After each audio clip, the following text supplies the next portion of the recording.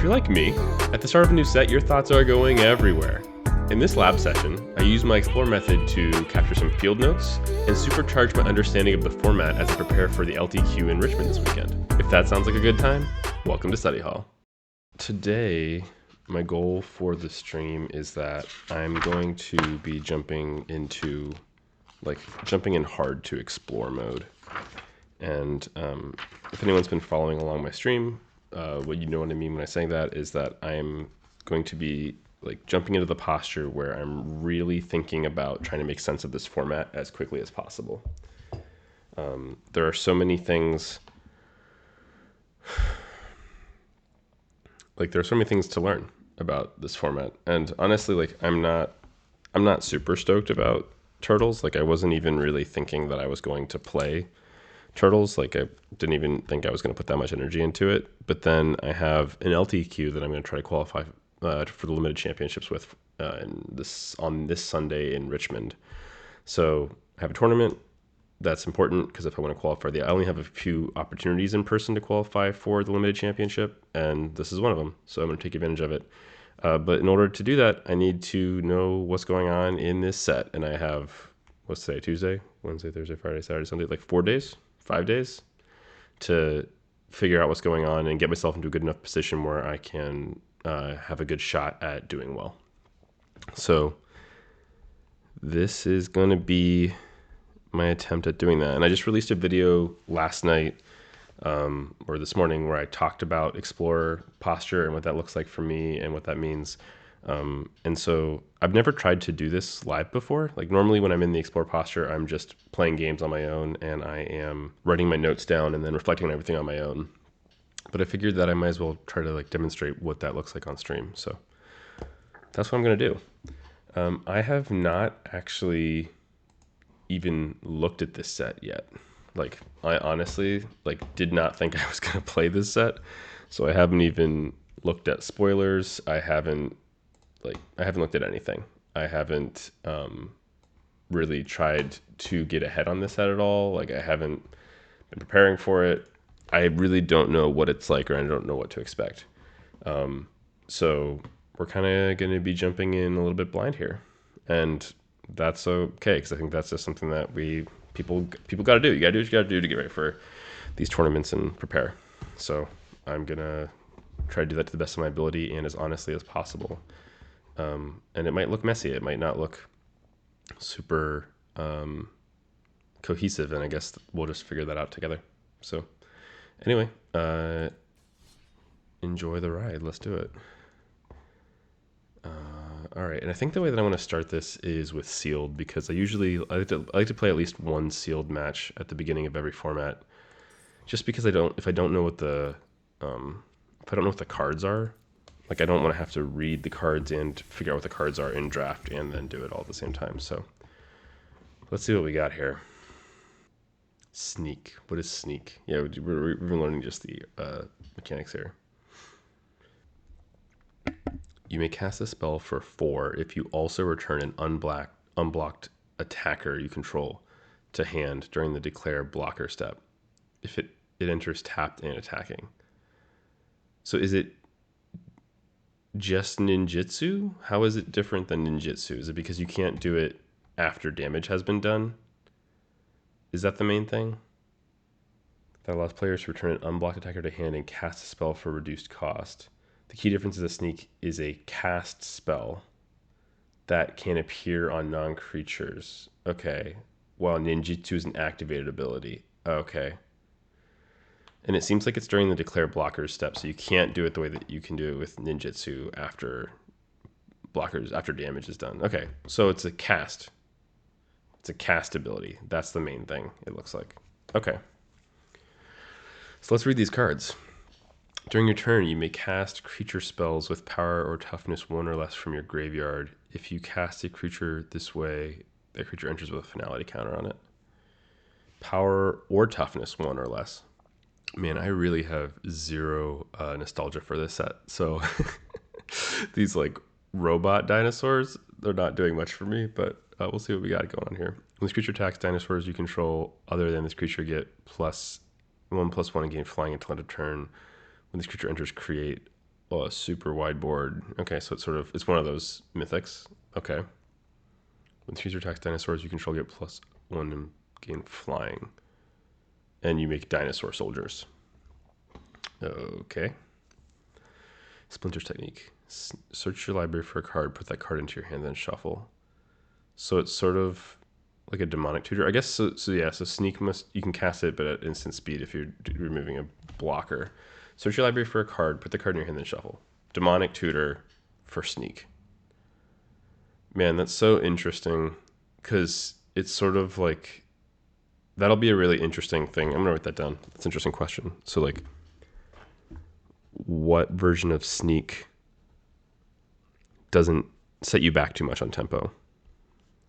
It's an interesting question because I think the issue with these sorts of I'm not gonna say the issue, but one of the things about these sorts of cards is that you're returning card to your hand. So obviously, if you have a card that has a really good ETB, like if you are returning, oh, that's probably why the card is so nuts. Or just a reason this card is so nuts is you can return the commander to your hand because it has flying, and then you can recast it. Yeah, like that's an example of a really powerful combo there where you are sneaking things back to your hand and then recasting them for value.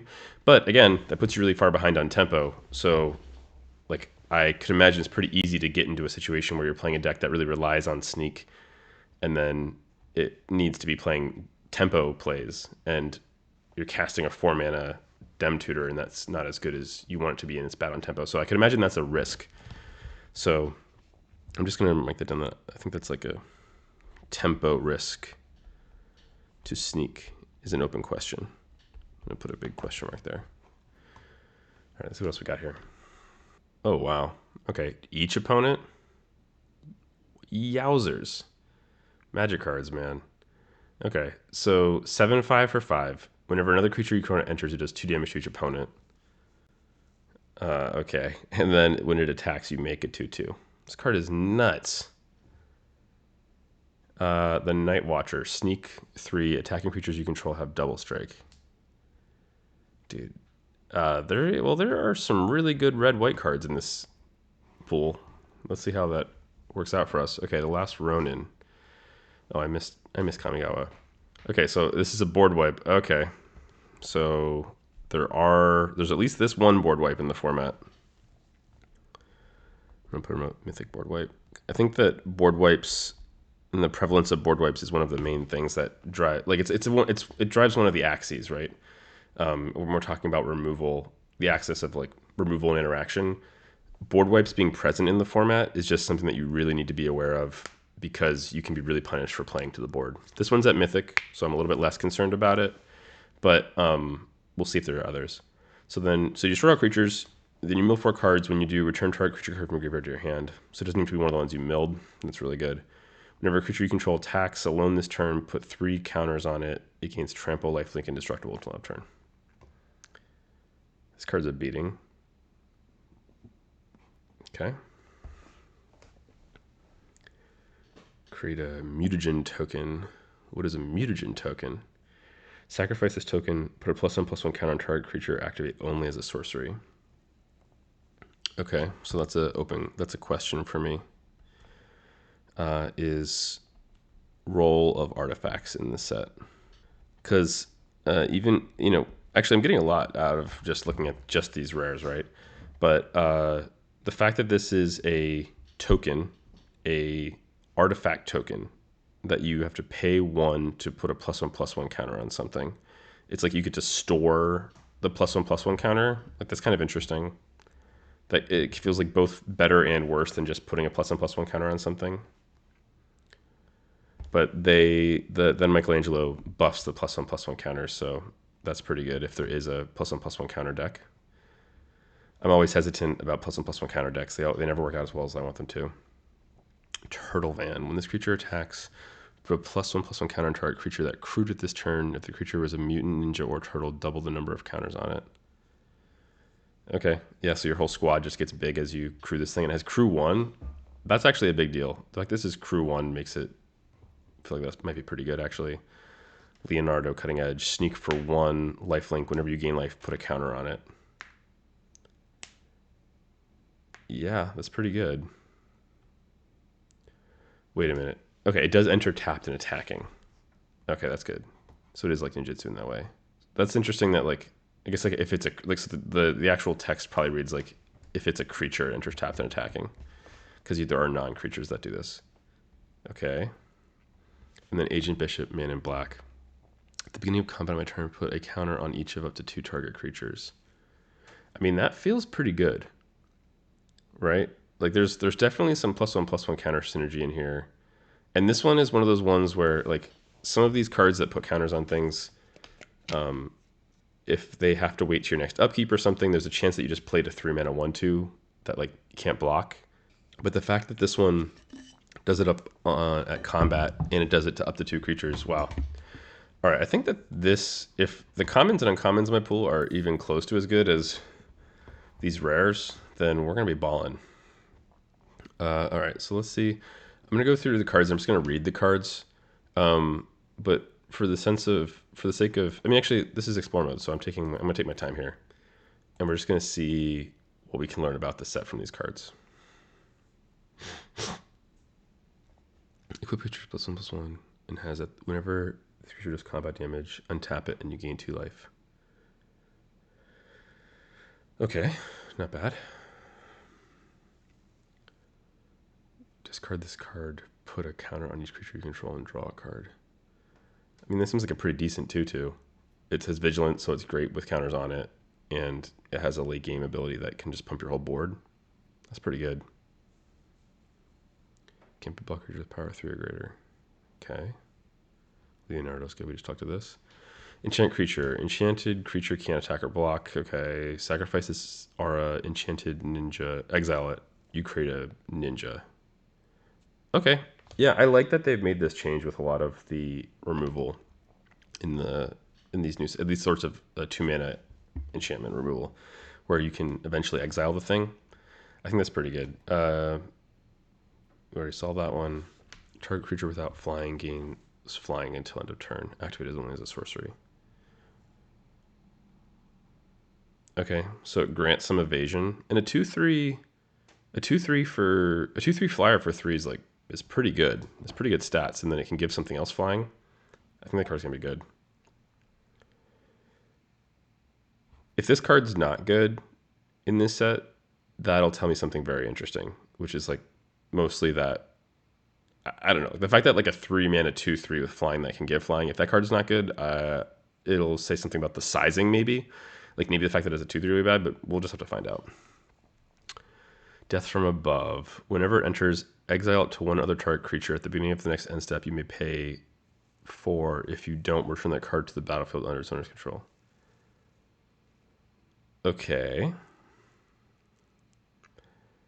So this is good at killing tokens, and it blinks stuff. And if you have a lot of mana, you can exile something for real. And it's good at getting sneak stuff in, and then you can recast it. Okay.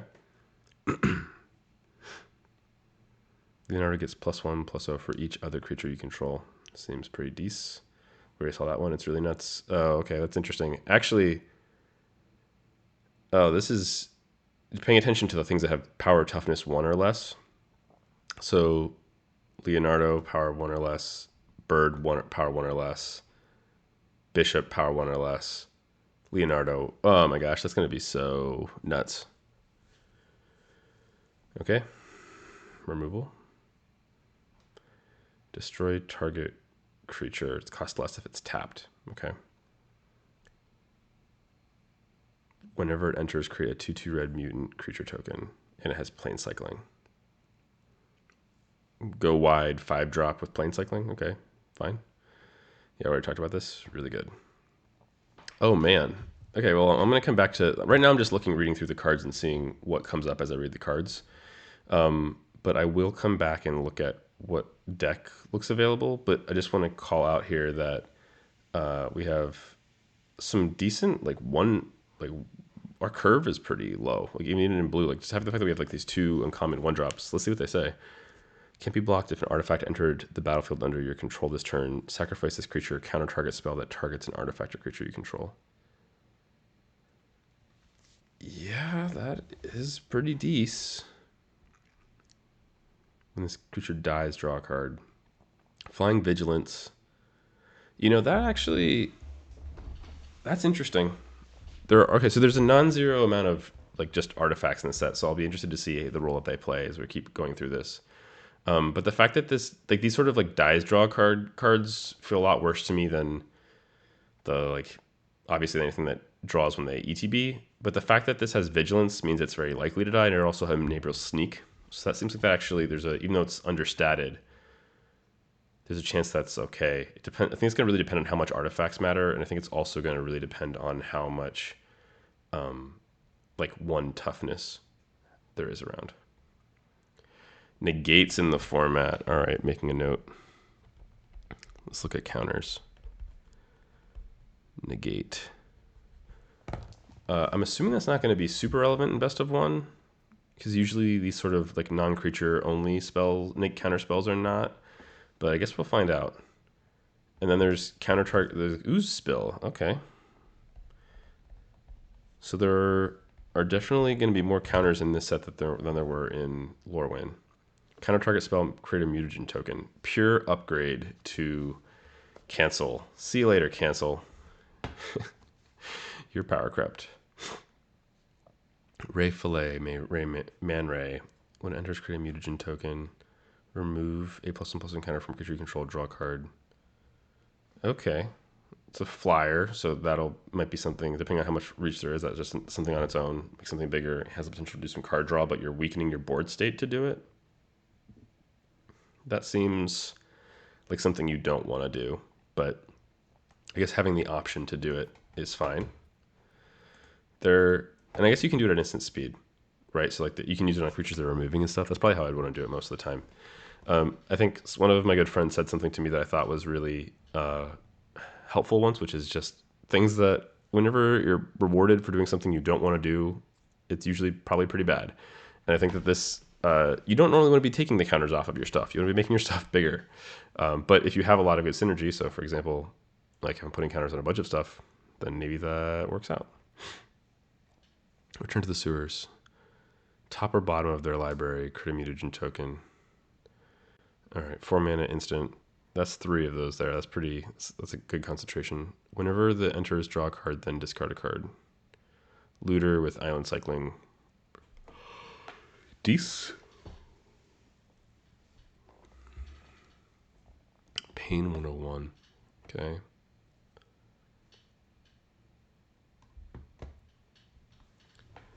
Splinter. Other ninjas. Oh man, this is awkward. Like this is like there's probably a ninja deck. Probably a ninja tribal deck. But the fact that this is a legendary means that having multiple copies of it is bad. Sacrifice an for a creature. Okay. So this actually is a good example of like mutagen tokens getting increased value here. Target creature gets -2/-2 on a turn if it was kicked. Yeah, I'm remembering this relating to what was that one from? Was it Dominaria? Like not the most not like Dominaria United, but not DMU, but the Dominaria before that, where there was the Sapperling thing where you sacrifice things and it gets -5. Like that card was pretty good. So usually like you can use it just in response to like someone trying to kill your stuff. You sack the thing they were targeting to kill something bigger on their side. It's pretty good. Tunnel Rats. Okay. How much graveyard shenanigans is there? Let's put a question mark next to that. Anchovy and banana pizza. When this artifact enters, destroy target creature. Oh, it's a removal spell. And then it's a food. All right, that seems pretty good. Splinter's Technique. Okay. And the last thing I missed here was the Warthog. Rhinos you control have Menace. Swamp Cycling. Are all of these legendaries? Oh, that's awkward. That's interesting, but awkward. That these like plain cyclers are legendary cards. I guess it's like actually like fine. Wait, the Warthog Warrior gives Rhinos Menace? I'm assuming that's a reference, but is that a thing? Are rhinos a thing? Is there like like rhinos and dinosaurs, there seems to be like a lot of like synergy, but I haven't, at least in my pool, I'm not seeing a lot of like rewards for that yet, but we'll see. There's a lot, there's a lot of named creature types. I don't know what that translates to. I don't know if that means that there is synergy for that in the pool or not, or in the format or not. We'll take a look. You know, this sort of card overperforms. At least it has in my experience. So I'm curious to see about this. Because you can, like, if you have ways to sacrifice the artifact for free, then you made two 1/1s for 2, plus you got to some sack fodder. Like, that can be kind of good, depending on the deck. Whenever another creature you control enters, this creature gets +1/+0. Okay. That's a pretty decent stat line. Like 2/4 with trample for 3. Like in Lorwyn, 2/4 was a very good stat line. I'm curious to see how that plays out here. So let me actually make just a note about stats. So like 2/4, 1/1. Stats I'm curious about, right? Stats that are good in some formats and bad in others. Bot bashing time deals 6 damage to target creature. If the creature would die, exile it. Okay, so sorcery speed, high damage. Attacking creatures have double strike. That's really, yeah, this card's good. Shooting disrupt to 1 target non-creature artifact. Okay. At the beginning of combat your turn, make a 2/2 mutant. It gains haste. Destroy it at the beginning of the next end step. Target attacking creature gains indestructible. The fact that it's sacrificed, or it's not sacrificed, it's destroyed, I think that means that I can play this card. It gets haste. If I have the ability to pay 2 mana, it stays alive instead of dying. Then we already talked about this card. This card's absolutely nuts. Then this is a dinosaur, not a rhino. When it enters, target creature can't block this turn. Mountain Cycler. Okay. Look at the top 4 cards of your library. You reveal a mutant, ninja, turtle, or land card from among them and put it into your hand. Put the rest of them of your library in a random order.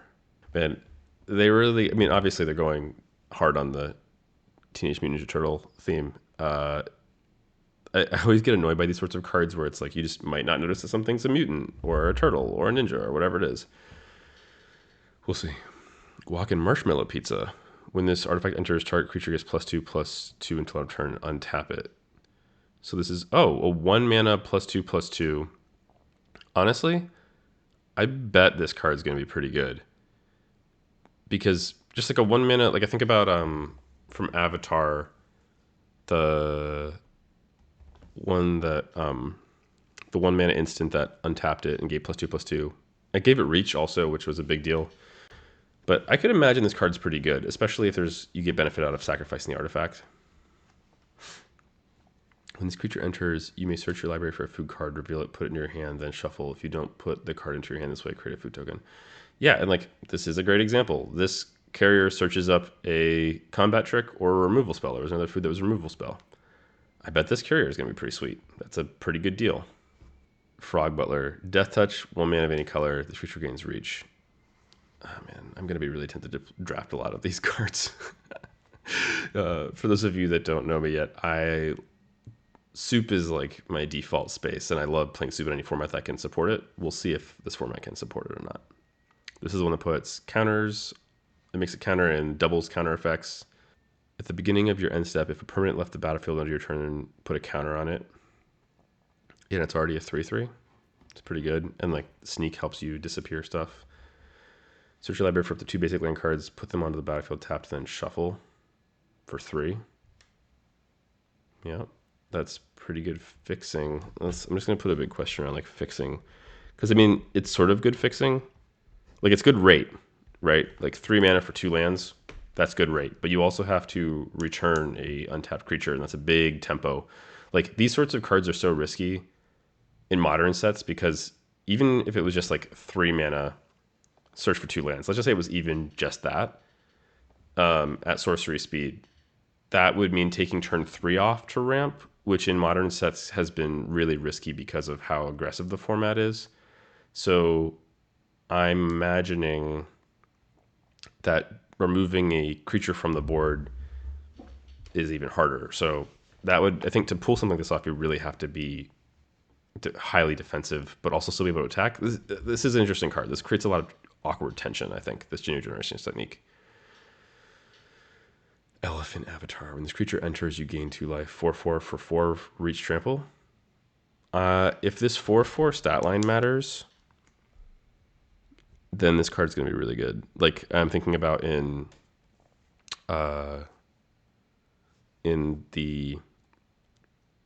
ECL, the 4/4 that gained life when it entered, but it also had it was also a 4/4 reach vigilance, not trample, but it also had ward, which is a big deal. So I'm curious to see how this plays out.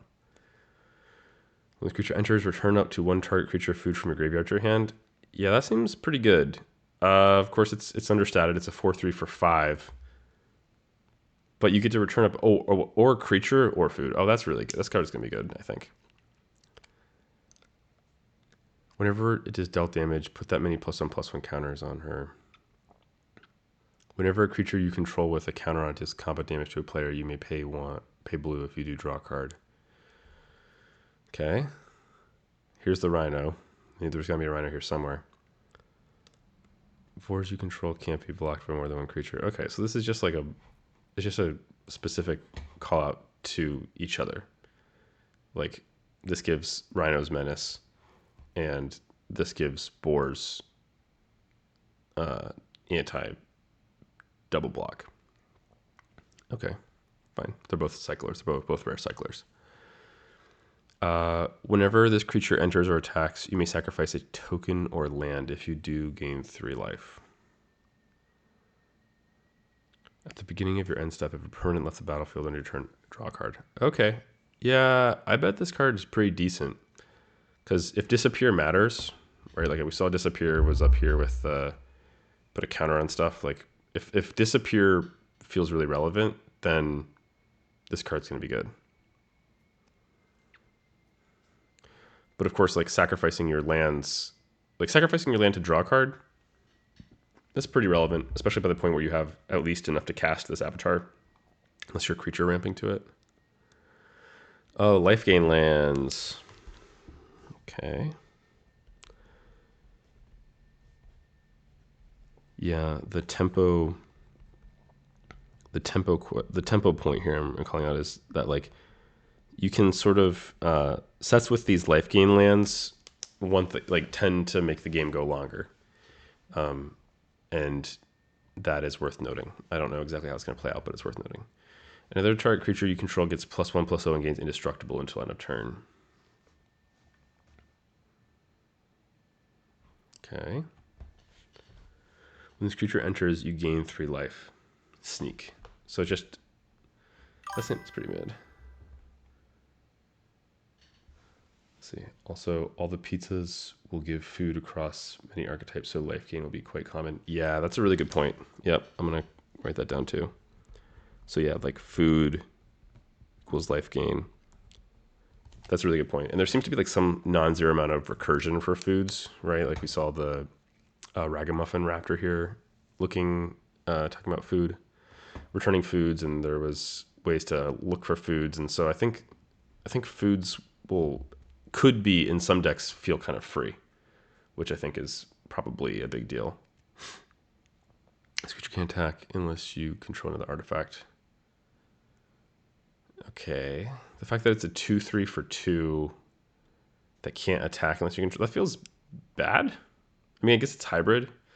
Like, I'm just surprised that it's a 2/3. I'm surprised that that's the stat line that can't attack, because you can get a 2/3 for 2 at common now all the time, right? Like usually they come in the form of like a 1/2 that can put a counter on something, and they can attack or block like whatever. So I'm surprised that this can't attack. That seems like unnecessary power dampening.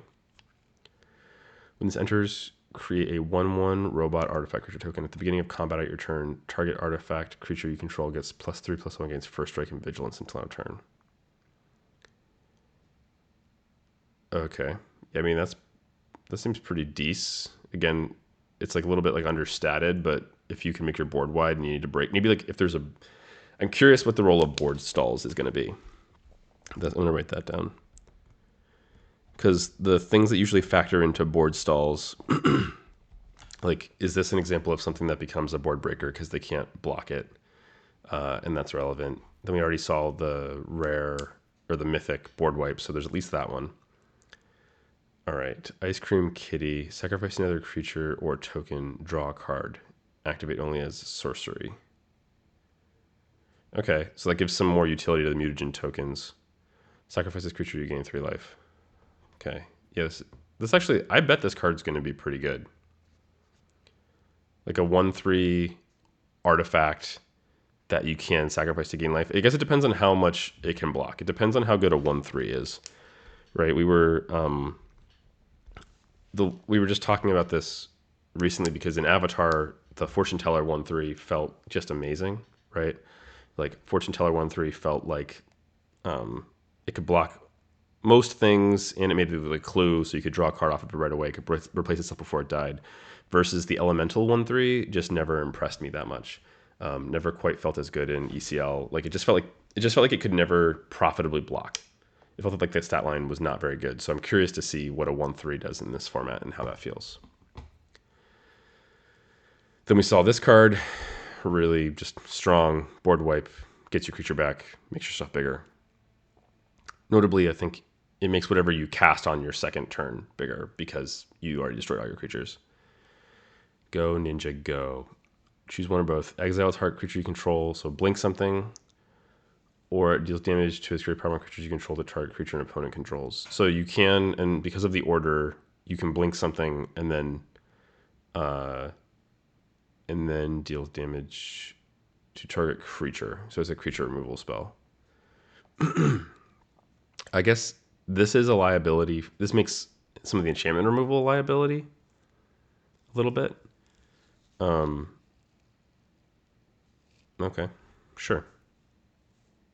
Oh, it also triggers the...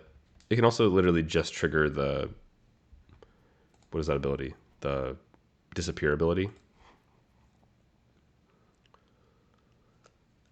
Okay. Yep, I think this one will be good. This one, I feel like this one... I'm really just kind of like confused about this card. Because unless a 2/3 stat line is really relevant in this set, like this card just feels so much better than that.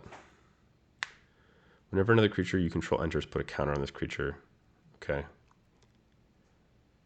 Oh, it's another creature, so it's not once per turn.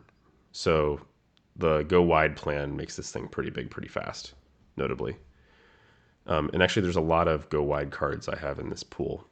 Whenever another creature enters, it gets +1/+0. Whenever it attacks, exile up to 1 target creature, then return to the battlefield under your control, tapped and attacking. Okay, so there's a lot of just like floating stuff, like or flickering stuff happening.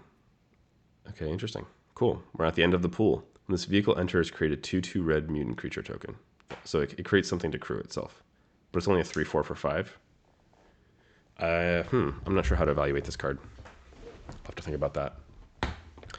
All right, so just looking back at the pool, so just for anyone that wasn't on when we started, we're in explore mode right now. We're using the explore posture. And so the first step in this whole process is just trying to take as many observations as we can, just jotting down our thoughts as we're going through our open questions. We're trying not to, we're suspending belief right now. We're not building beliefs. We just are in an open questioning sort of space where we're trying to see what are the things that feel true, that seem true, so that we can build our beliefs over the course of the week before I go to the LTQ Richmond this weekend.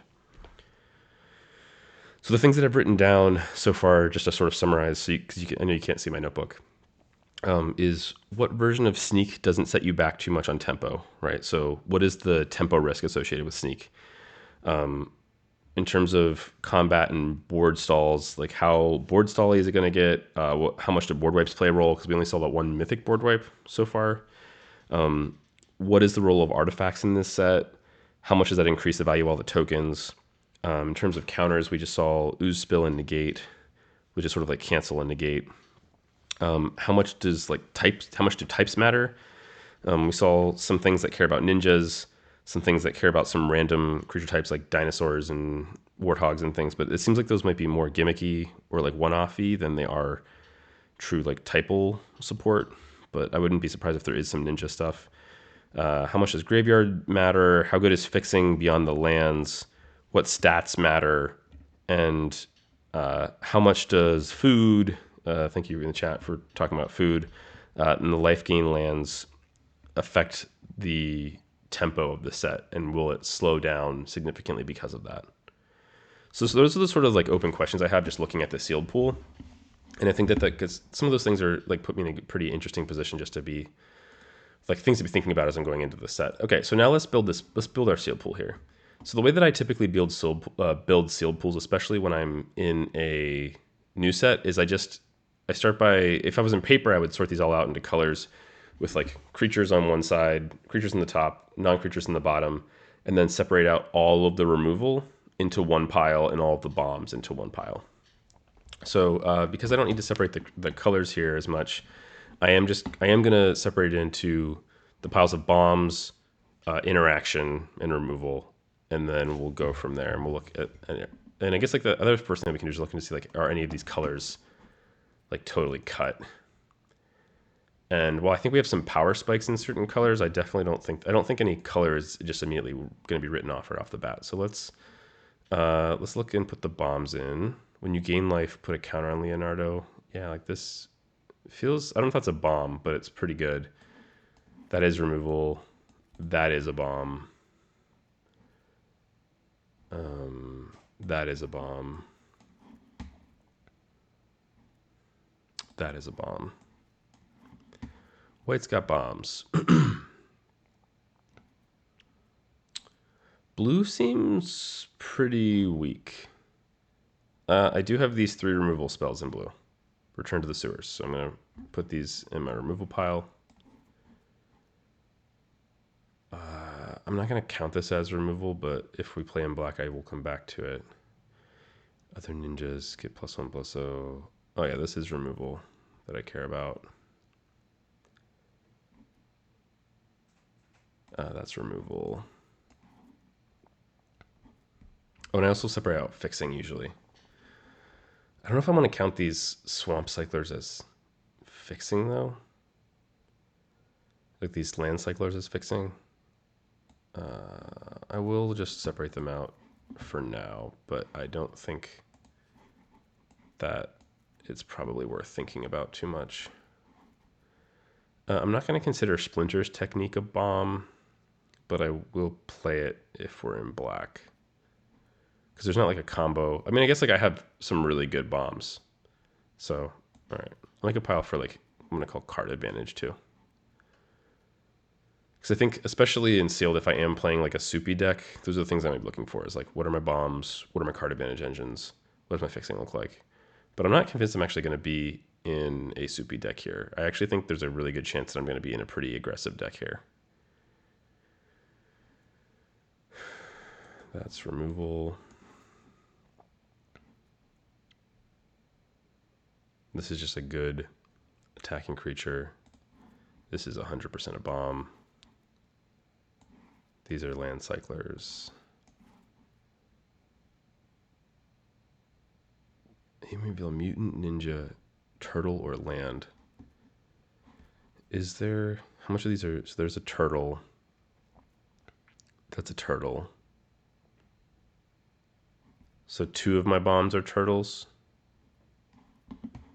All right, I'm not gonna be super high on that. This is a combat trick, so not exactly interaction. I'm not gonna mark it as interaction anyway, but I'll remember it. This card is good advantage. It's not a bomb though.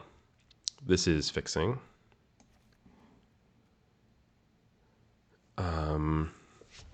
I wouldn't call this a bomb because it doesn't, like, it's not board warping. It's board warping. It's pretty good, but it's not board warping.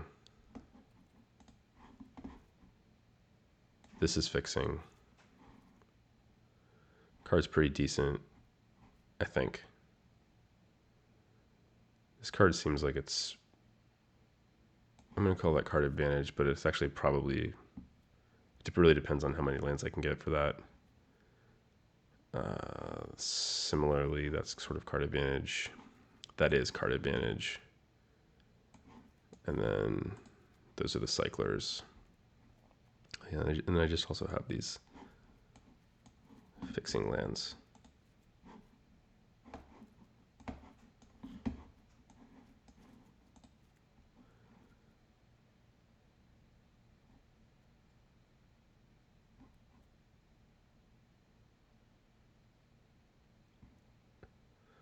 Ice Cream Kitty. This card's definitely, it's kind of removal, but it's also, I think it's just a bomb. And then that fixing land. Is this card, how do I evaluate this card? It really depends on the value of the stuff that I'm flickering. Like I've got a lot of good stuff in red white.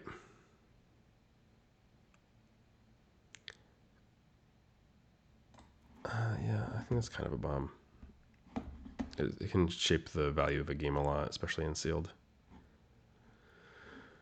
Okay, so just looking at this, right? Like this is just the list of what is my stuff that draws cards, what is my stuff that fixes me, what is my stuff that is a bomb, what is my stuff that is removal. There's a little bit of awkwardness in the colors for sure, because there actually is quite a bit of fixing. So like I have, in terms of the dual lands, especially if I wanted to play green, I have several green dual lands, and if I was going to use green to fix, like if I was going to make soup, I think I actually have the equipment to do that.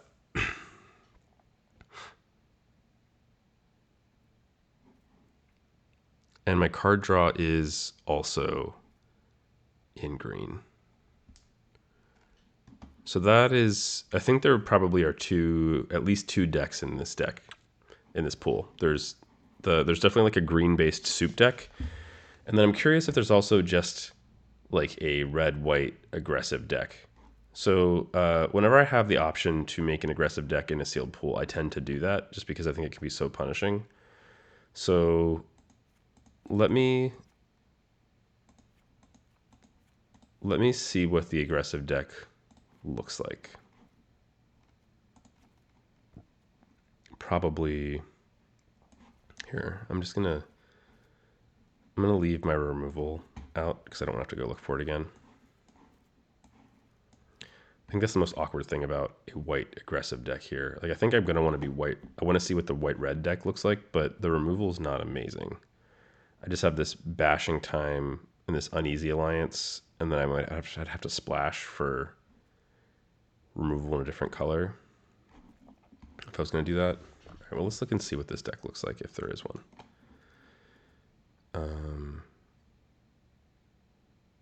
And actually, I'm just going to... All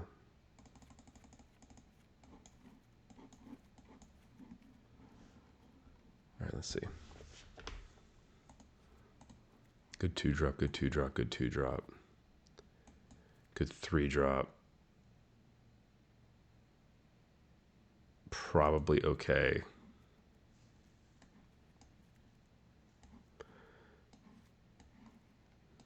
Yeah, like the value of this Death from Above, I think is pretty good still, because it's just gonna, like it can flicker tokens.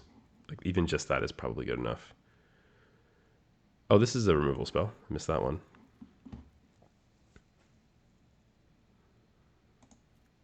I'm not sure if I want duplicates of these kinds of cards. Just because I don't want to get a situation where I have two of them. The fact they can sneak, bounce each other back to their hand is like interesting, but I don't think that really necessarily solves the legendary problem. All right, let's look at red. Oh yeah, this card's kind of a bomb too. I forgot to include this one.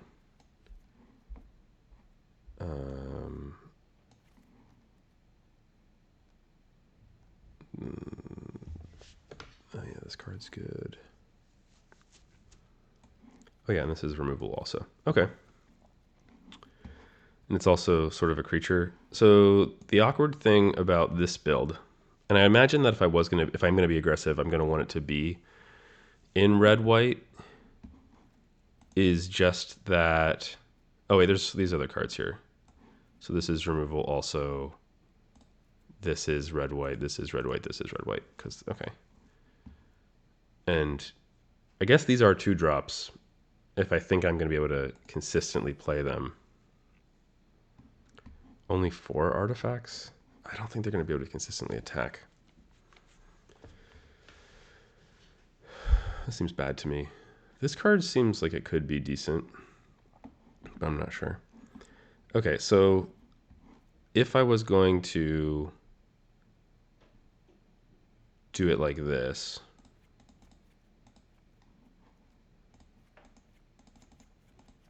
oops, I just get rid of a white card removal. Okay. If I was going to do it like this, that is a deck, actually. 1, 2, 3, 4 removal spells. And then just like pretty high card quality in red and white. Pretty aggressive. A little bit awkward in terms of like its curve kind of starts at 3.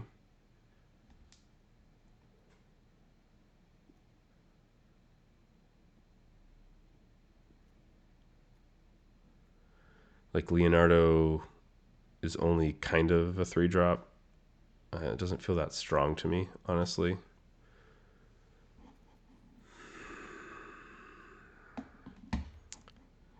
Let's see. What was my fixing like again?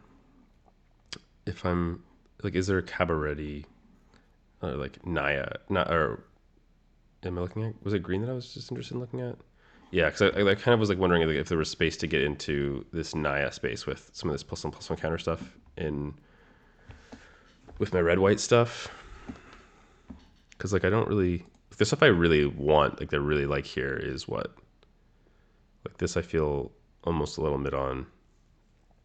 This card's like okay. This card's like okay. Could get really big, could get good, but at faces mid. Card's good, card's good, card's good. Card's okay. Card's okay. Yeah, like I kind of want to like is it worth, would it be worth trying to play something like Michelangelo or some of these other good green cards? I think I would want to be like base green for that. I'm not sure this deck is actually like assertive enough to be really good just as a red white deck. Like it probably would be fine. We have some non-zero amount of 2-drops. We could apply some pressure. But I imagine that the green based soup deck is going to be better. Let's take a look. So let's remove the stuff that's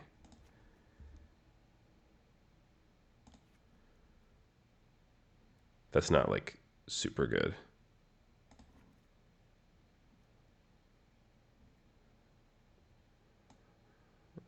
I might come back to that.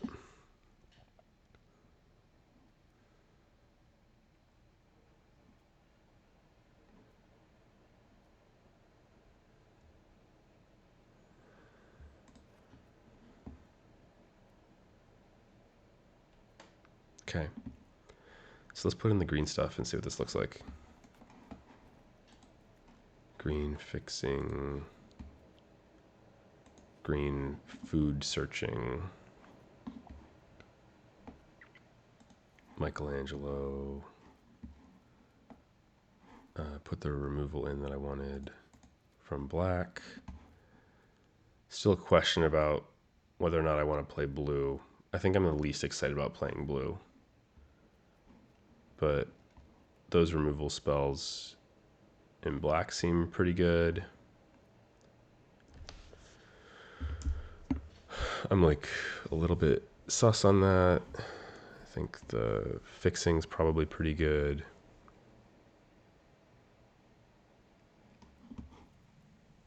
I think this raptor is probably pretty good.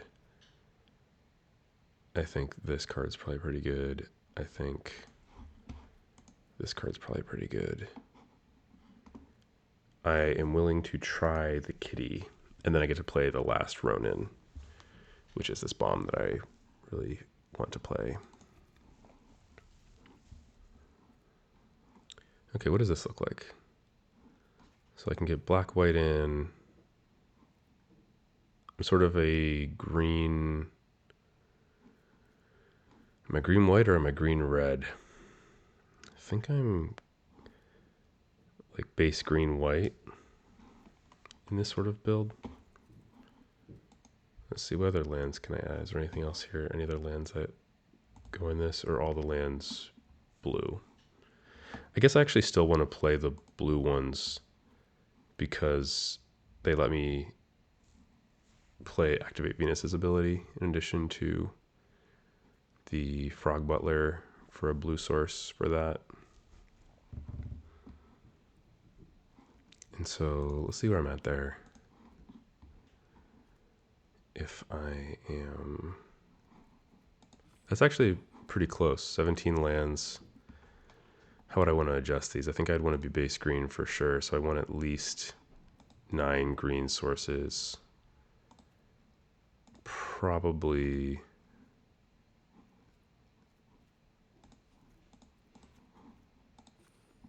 That's 18.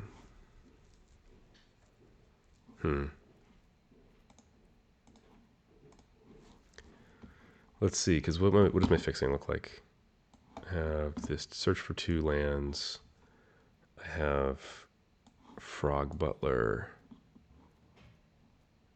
Is that the only non-land fixing I have? I guess it is. Oh wait, I have some other stuff over here. I probably want to just be a little bit more base green than some of these other colors.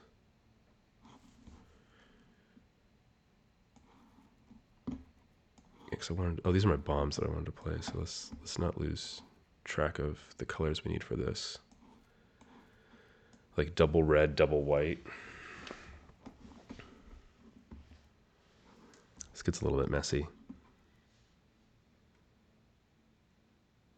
Another creature or token. For a food card, how many food do I have here? So far in this deck I only have 1. Is that true? What is it? Oh, it's just the Ice Cream Kitty. Because if I don't have that much food... Oh, it makes a food token also. If I don't have one. I think that's probably fine. What am I the weakest in right now in terms of fixing? Like I only have 3 plus 2 here, so 3, 4, 5 sources of red. If I wanted to play slash on turn, on curve, let's look and see what that looks like.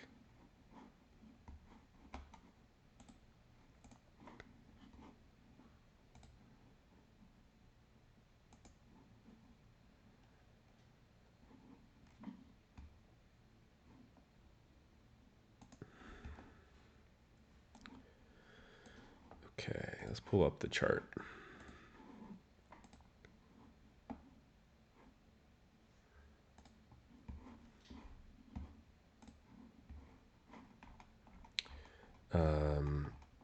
If you don't know what chart I'm talking about, I'll drop it in the chat. I'm talking about this lands chart.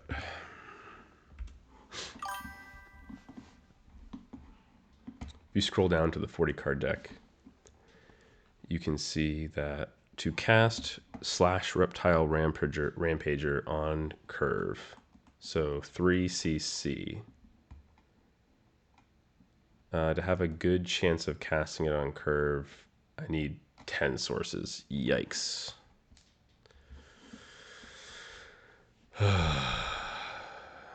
This soup is going to be a little bit tricky. The main issue that I'm having is that in this green soup, I don't quite have enough fixing. Oh yeah, because I wanted to play this.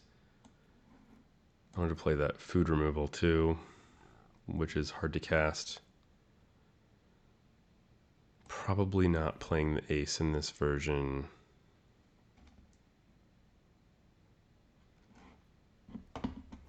Because like, what are the double spells that I'm trying to cast? I'm trying to cast double green. I'm trying to cast double white. I'm trying to cast double black. I'm trying to cast double red. Like, attacking creatures I control have double strike is just so nuts. But double red is tricky here for both of these, for both the Night Watcher and for Raphael. So to be able to cast double red on 4, I'm looking at I want 3, 4, 5, 6, 7, 8, 9. Yeah, probably like 9 sources. And I have 3, 4, 5. So because with 5 sources, like if I just leave it exactly like this, with 5 sources, I'm looking at like a 50% chance of being able to cast it on curve. That's pretty, them's bad odds.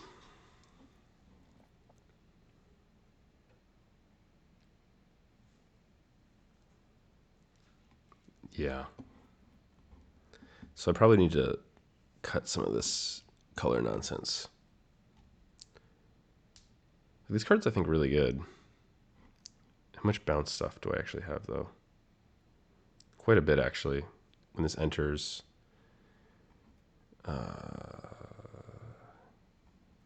actually not that much. Like this has disappeared, put a counter on it, but that's kind of mid. Okay, bounce stuff not so much. I mean, it's still just a flying card. It's just a good card also. Oh, I do have the cyclers though, and maybe that's where I need to be adding some. Yeah, so maybe I just need to be playing like this land cycler, and I probably don't need to be playing the green one, but I probably should be playing like a copy of the black one, and definitely this white one. Okay, so if I think about it that way, then I have 1, 2, 3 extras. So then I'm at 6 sources. Well, then I'm at actually for white, if I do it like this, I'm at 7 sources. 7 sources, 7 sources, 6 sources. 3, 4, 5, 6 is 60%. Like, so maybe this anchovy is still not worth. That's tricky. Oh, because I don't even have double black. I have to put 2 swamps in. As much as I really want to play this, because I can get it with the courier, I don't think it's worth it if I'm splashing this much. So the question is, do I need to splash this much?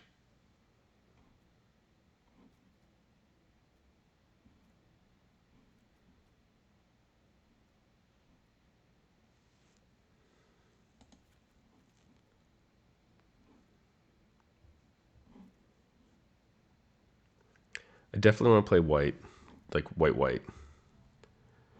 I don't necessarily need to play this courier, but I think it's good.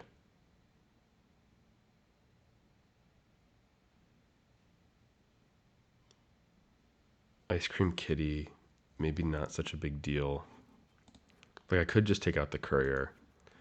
Then my early plays are really not much. I have removal, removal, removal, and this doesn't even early play removal.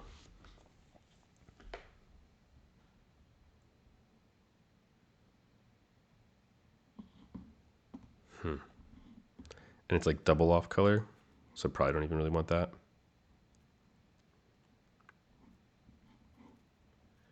And I guess like I'm thinking about it, like I'll probably be like land cycling a lot on 2 also. Okay. So I want to be able to cast my green spells reliably because they are the things that fix me. And I have the land cyclers plus 1, 2 green spells that fix me. Michelangelo is, I think, probably one of the most mid cards I have here. The anchovy and pizza is just like really pushing it. If I'm not playing the courier, I think I care about that less. Raphael is pushing it on colors for sure.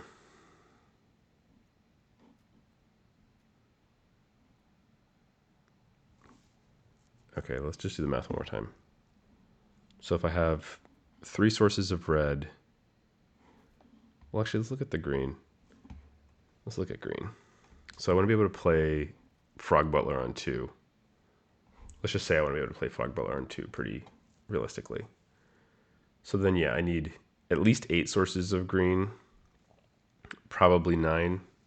10 is better. But I think 9 is, I don't think I want to go less than 9 for my base color because my base color is going to be what fixes me. Okay, so I'm going to stick to that. So then the question just becomes, can I play the rest of this stuff? Raphael at 4. This is probably one I'm the most sus on, even though it seems pretty good.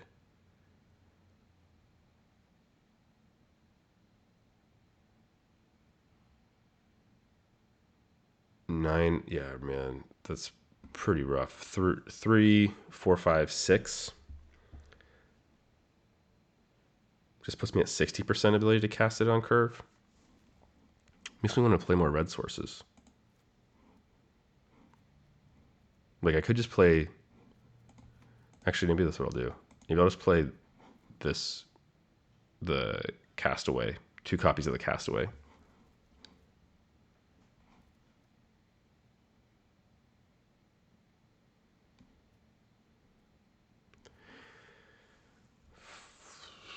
Three. So there's 4 sources of white. 5, 6, 7.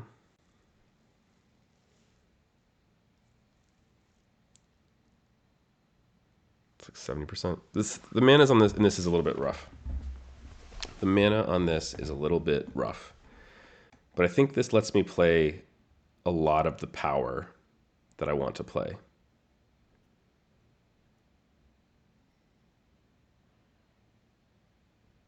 Yeah, I'm going to try it like this. Let's run it like this. Let's see. So let's see if there's just double check and make sure there's not anything else I'm missing. Nothing that I need to splash, I don't think.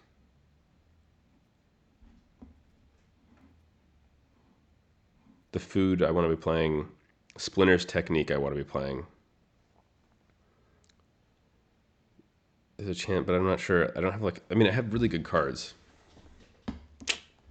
All right, that's a card that I want to play. Let's see if I can find a way to get it in there. I'm sad to be not playing the Courier. I'm sad not to be playing the Pachyderm, I think.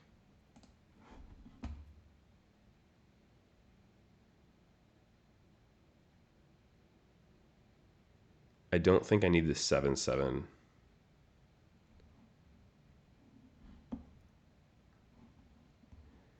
I'm sad not to be playing this, but I think it's really just Splinter's Technique, which if I'm splashing for a card that searches, that seems a little bit rough.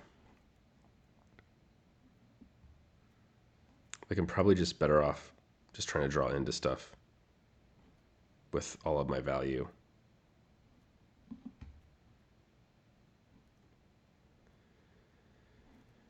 Oh, dude, the sneak thing is so dope with this, with the finality counters because you can just like sneak them away. I want to look and see if there's anything else that has sneak that I should be playing. I actually think that sneak's pretty good in my deck. There's Leonardo, and then there's Hamato Yoshi. How many ninjas am I playing in this deck? 5? I'm not sure these are worth playing just for sneak. Let's see what has sneak in here. Sneak, sneak, sneak, sneak, sneak. All right. I think that's good. Oh, I need to cut one thing if I am gonna play this Splinter's Technique. It might not be worth it still. I have so many good bombs, but I will just eventually draw into them if I live long enough. I'm gonna run it like this. We'll see. We'll see how it works out. Let's try it out. In the new format. Yeah, I think this is pretty decent. Assuming that this Frog Butler lives. Right? I'm kind of counting on this creature living. When this creature enters, each opponent loses 1 life and you gain 1 life. Scry 1. 1/1 flying with upside? That card seems good. Yeah, it seems pretty good. Okay, so here's the question is it better to play out the frog or is it better to... No, I think I'm going to play out the frog because then if they don't kill the frog, I can double land cycle next turn.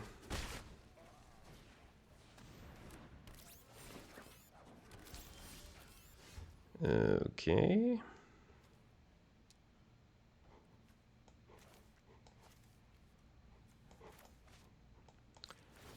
I'm gonna swamp cycle this right now.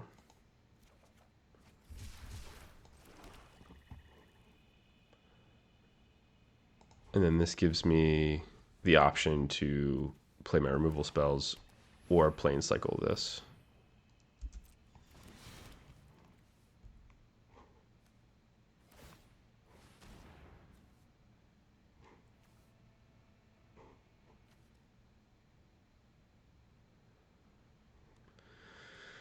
How much do I care about this?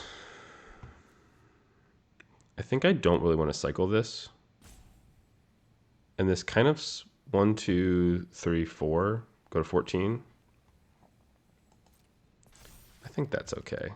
I don't think I actually care about that. And I actually don't think that I want to...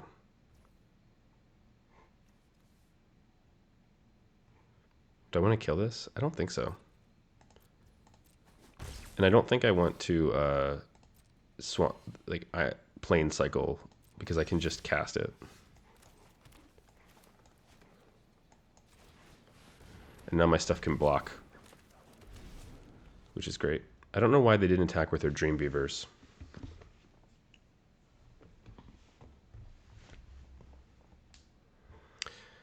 Yep, this is the risk that we knew was going to happen. Okay, well that's good. I can get a mountain. I think that's probably worth it to get a mountain over just playing this so that I can play with Raphael.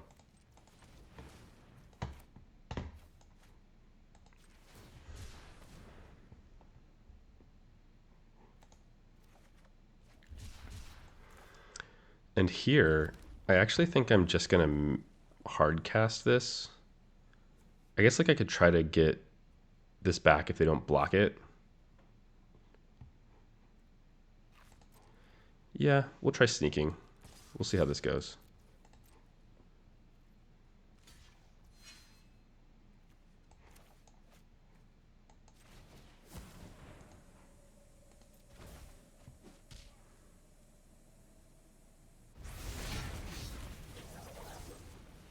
Okay, yeah.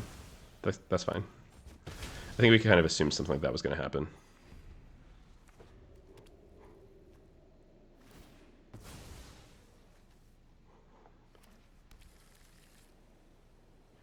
Nice. Escape tunnel. Like, so yeah, they're getting in for some damage here. They're gaining some life. But we also are going to make some more dudes.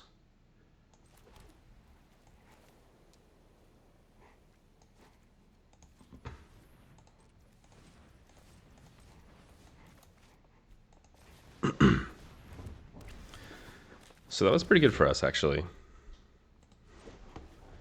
They might just try to attack him with this flyer. Like, they might just equip up the flyer. Even though, like, they're kind of pinched on mana. They're way behind on mana.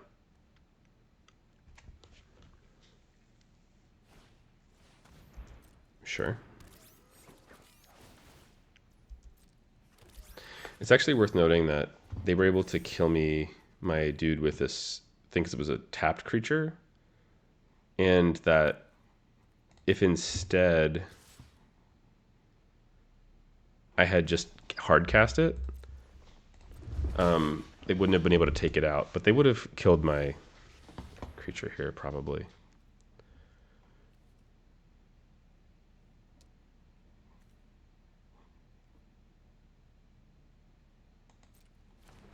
I don't... Oh, I have some stuff that flickers stuff. So I'm not going to sack it here.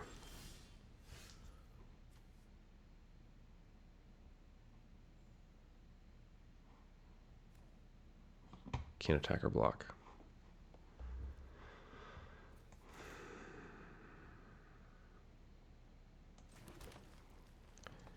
Can I gain life here in any way? Not right now.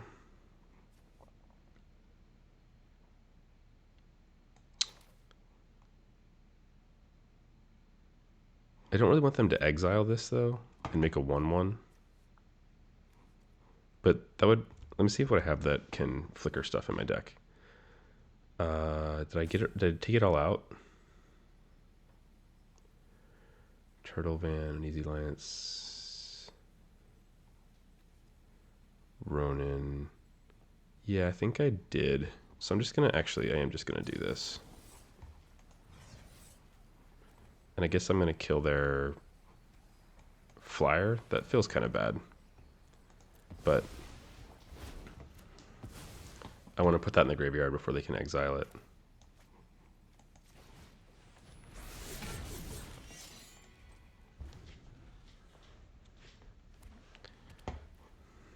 I need to draw some things that aren't lands here for sure.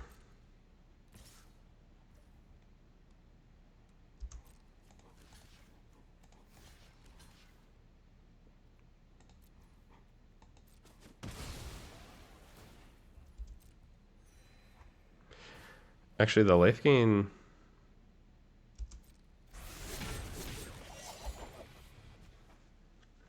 The life gain on this katana, I do have one of these katanas in my hand, or in my deck, but...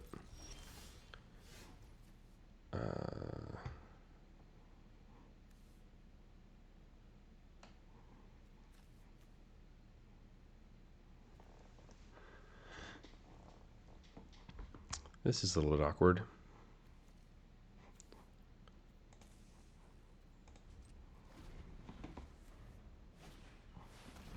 The beginning of combat your turn, put a +1/+1 counter on it, then you draw X cards and it varies the number of counters. That's a pretty good combo. I'm just going to kill that whenever that trigger goes on the stack.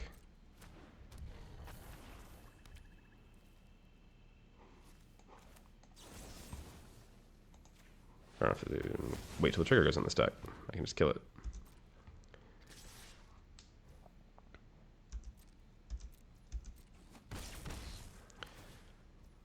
Oh, it untaps. That's really annoying.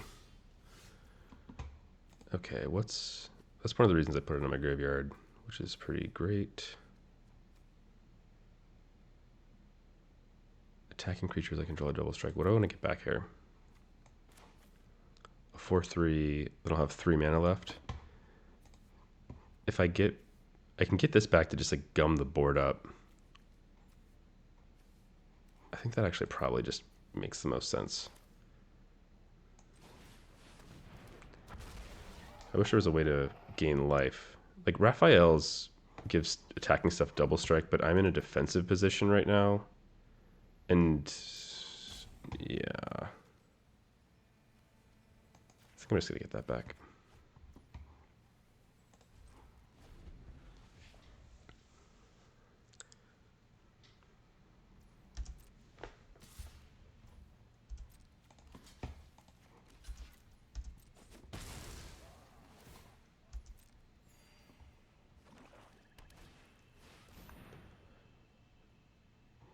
That's unfortunate. They're going to draw a card here. I probably should just kill this thing. I'm actually okay with this. Oh, this is a board wipe. Whenever this creature enters to if a permanent left the battlefield. So how do I want to run this board wipe? I guess I could also like just like sit on it, right? Like I could have them encourage them to just keep playing to the board, assuming they're not going to have like too much +1/+1 counter stuff to draw cards. And then, or I could wipe the board now. Which one of these is better for me?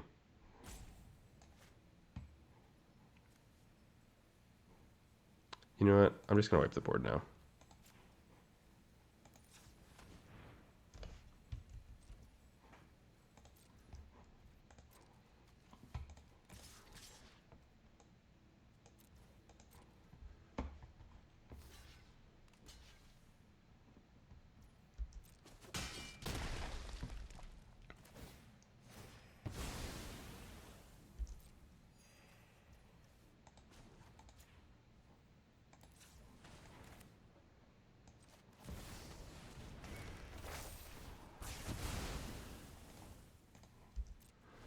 Because next turn I'll be able to get back the raptor, which will let me get back something else.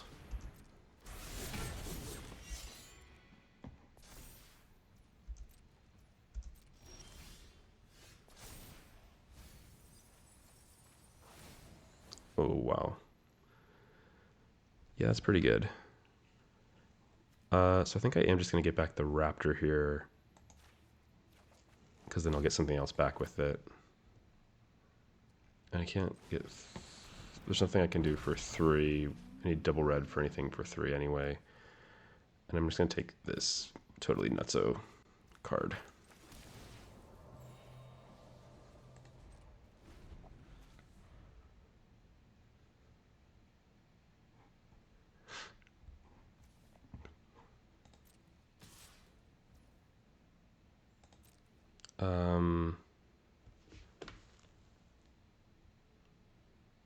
This is interesting. I think they're just baiting me, but I really want to be able to attack with it next turn. They might just want to try to sneak something. I'm not going to block. I don't think I die from 10. Oh, it gets untapped anyway.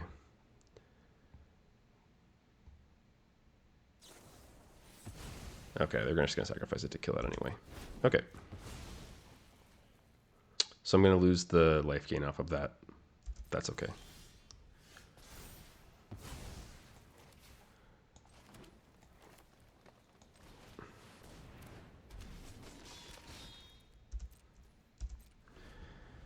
Well, they better have an answer to this. Whenever a creature you control with a counter on it leaves the battlefield, put a mutagen token for each counter. Exile target card from a graveyard, create a mutagen token. Okay.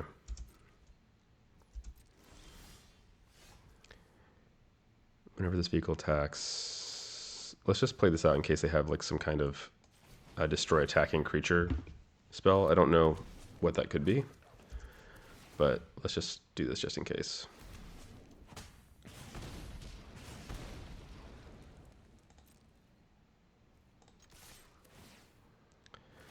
Well, this is a lot of damage if we're both top decking.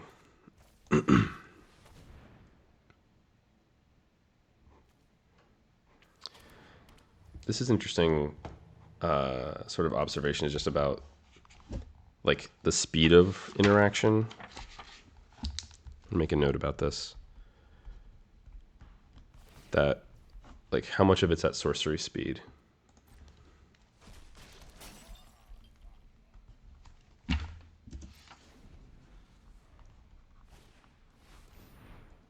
Okay, that's pretty good.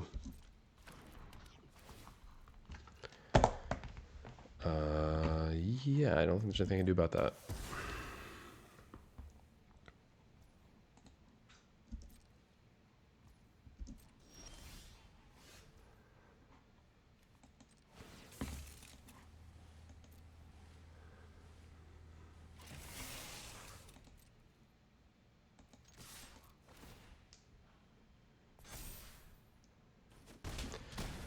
Let's try to get them dead.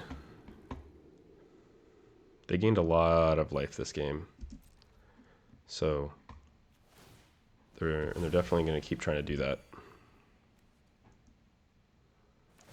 And if they do land a creature, they're going to be able to put some stuff on it. Okay, they're going to put counters on it.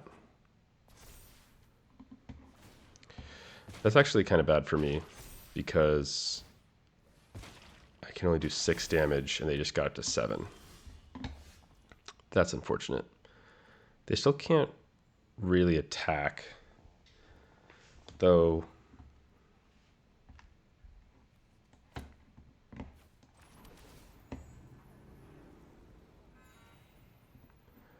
They can't really attack here. I mean, I guess they're gonna make it to 8 next turn. I mean, 6, 8, or 7, 9.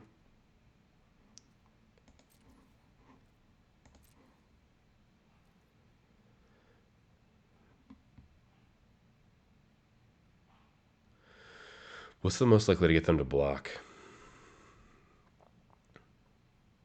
Because if they attack him with a 7, 9 next turn, how can I block it? 1, 2, 3, 4, 5, 6, 7, 8, 9, 10, 11. That'll work. I can't block it if I attack with anything here. All right.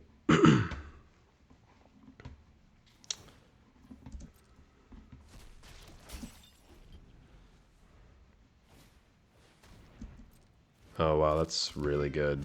Wow, they've got a pretty sweet engine going on. Like the token sacrifice engine. Dang. And I think all of my bombs are in the graveyard right now, except for Leonardo, but they can exile stuff. Most of my bombs are in the graveyard. Well, that's pretty awesome, actually. The like mutagen token.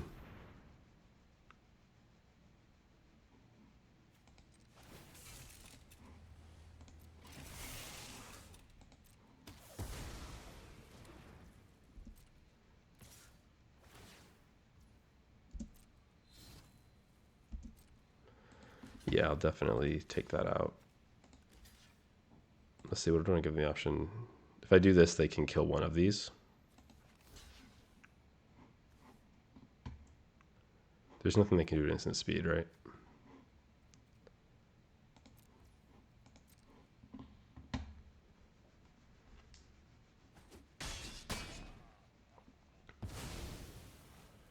Okay. I feel like I'm back in this a little bit. Okay.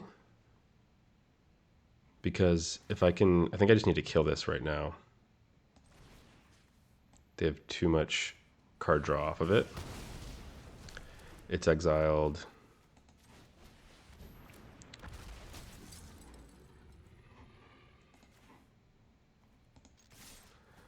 Okay. My board's bigger, but okay. Oh, perfect.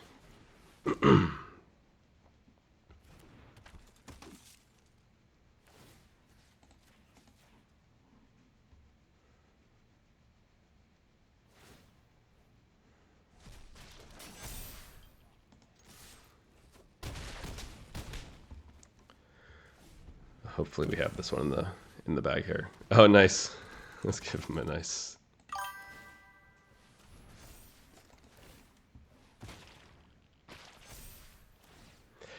Oh, 100%. That's a really good call. Yep. That the kitty was a must answer threat. 100%. Good call out. Yeah.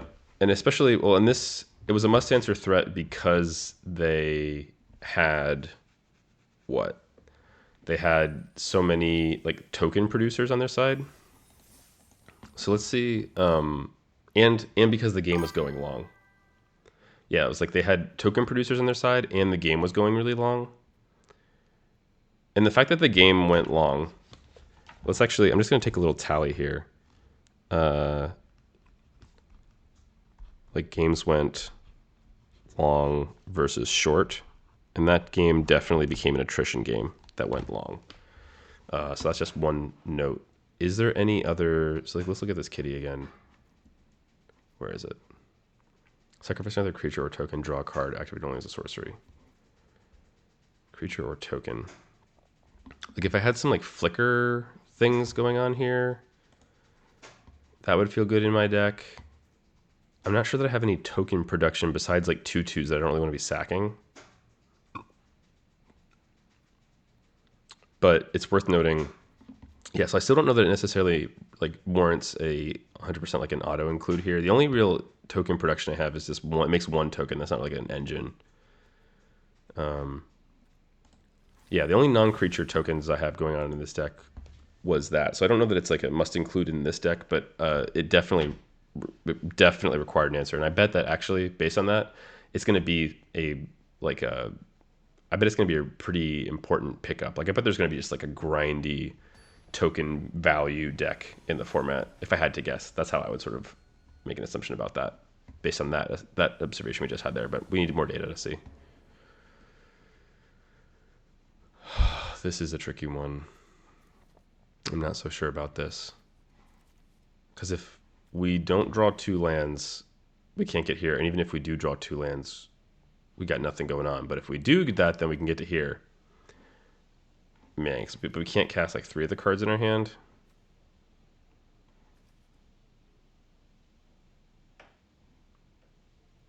All right, I'm going to keep it, but this might be just like really terrible. Okay. Lands are good because we're kind of trying to go lands into... Yep, let's just keep this going. We're trying to go, our plan is to go 4 lands into New Generation Technique into red-white last Ronin. Wipe their whole board if they have, assuming that they have a board. But they might be playing a grindy deck too. It seems like there's a lot of dawdling going on. Like, we've only played 2 games, but these sort of like trinkety things tend to lean towards dawdling. And there's a lot of like land cycling.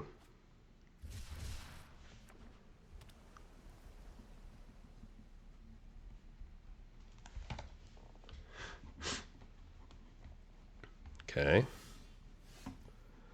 Well, now we're at sort of like an interesting intersection because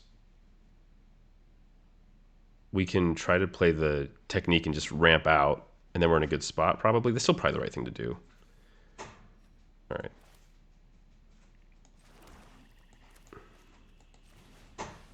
Like the other option would have been to play Michelangelo, and I think just like being this far ahead. Well, that feels huge though, right? Like notably going up 2 lands is feeling good if I have stuff to do with my mana.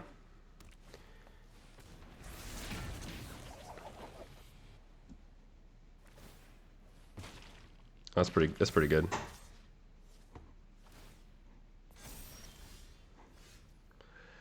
So I kind of just want to board wipe here.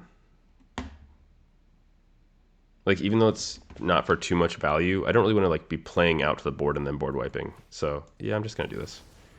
Like, it's treat it like a 6 mana removal spell for their 5/5.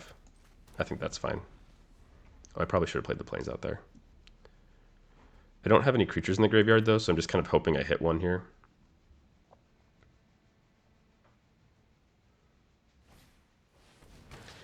Oh, that's great. The fact that they just use that on my thing that might not even hit any value, I'm really fine with that.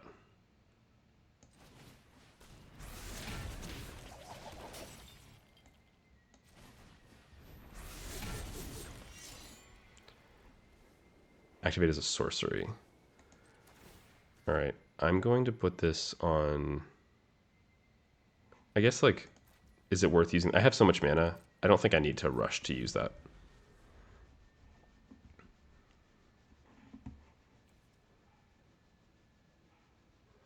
Artifact, enchantment, a creature with flying.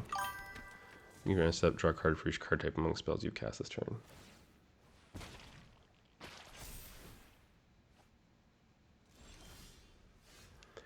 Let's see.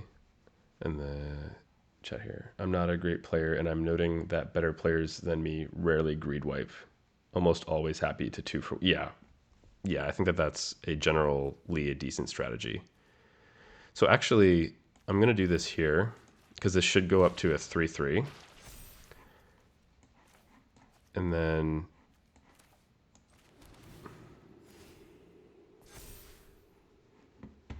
And then I think I actually just want to kill this,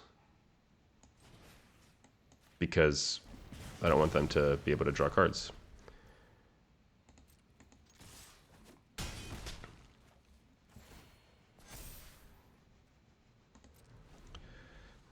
Maybe I guess like if I was gonna kill, I should have thought through that turn, because if I was gonna kill that anyway, I should have just put the counter here. Oh, that's pretty good. That's really good, actually. Okay, so we can make this unable to attack or block,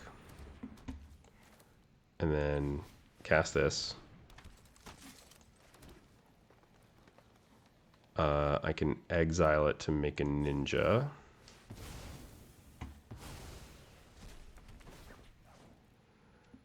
And then if I put counters here, my board gets pretty huge. And they still can't block the 7/7. Nice. Fold. Yeah, I think going back to the decision point about whether or not I should have board wiped there or not. Like, I think I 2-for-1'd, and honestly, it was a 3-for-1, right? Because they even tried to remove the board wipe enchantment. So that was great value. But the other thing is that if I had waited, then I run the risk of them stalling and me still not playing to the board versus and then having to use a removal spell on their big creature, which then makes the board wipe more awkward. So I feel like that was definitely the right play, but it is playing with board wipes is a tricky thing to do.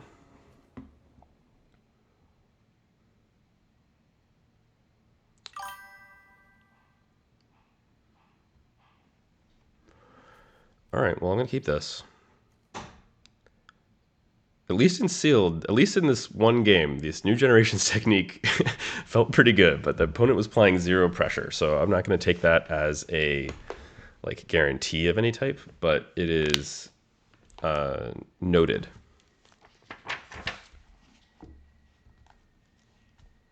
Did that game go long or short? I'm going to give that one long also. 2 votes for long games, no votes for short games thus far.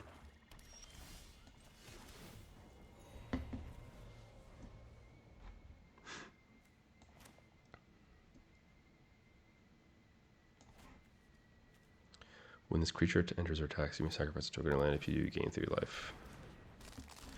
Oh, there's the kitty.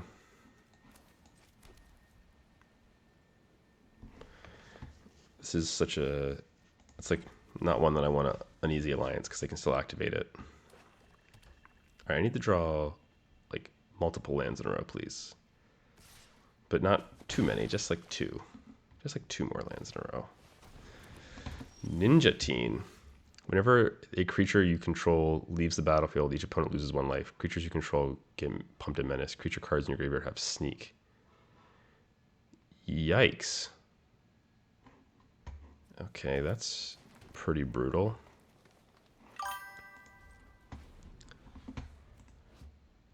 Creature cards in your graveyard have sneak. You may cast creature spells from your graveyard using their sneak abilities. That's pretty sweet.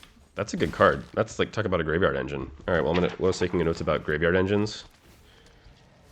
Graveyard shenanigans. I'm going to make a note about Ninja Teen. Though it's a rare, but it still. Okay.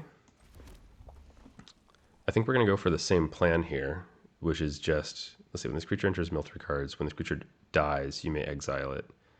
If you do, return target creature card from your graveyard to the top of your library for 2. I guess it's a 2/2 for 2. It's not naturally a 3/2. Wait, creature cards in your graveyard have sneak for 4? Wait, this means that they can just bring this out. Oh, I'm going to take so much damage this turn. Oh my gosh. Because I'm not going to... I got to get to this board wipe. Yikes. All right, well, we'll see. This will be good data on whether or not this saves us or not. So we're getting a swamp. We have red, red, green, green. We need white, white. So we'll get a like that. Yeah, they're probably just gonna sneak that card from their graveyard. What a nutsy combo. The Koyan X milling it, and then the Ninja Teen letting them sneak it back. That's pretty dope. Best case scenario for us would be, though, that they attack in, sneak in. If they sneak in the 7/7, that they eat a land to try to get some value, and then we can board wipe them. And then they can't get anything back with sneak because they can't attack. And then we just make it really hard for them to attack. I think that's our sort of win line here, is that we turn off the sneak ability by making them not able to attack. Because this is pretty sweet that they can just put this Kolex back in their hand. Oh, they didn't cast anything from the graveyard. Okay, if they just cast a creature spell this turn. Oh, they had to activate that to do it, and they couldn't do it. That's awkward for them. All right, let's blow it up. Let's blow everything up. I don't think there's any like 1 mana hard counters, but we're gonna find out. Or like any like, they don't have any counter spell mana anyway. But okay, so they were just 1 mana off last turn. They didn't have any gas in their hand, or they didn't have any lands in their hand. I mean, what can they do here?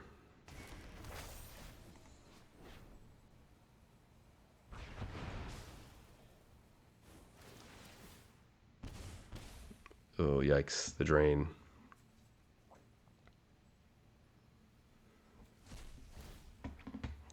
So they exiled it. What are they putting on top?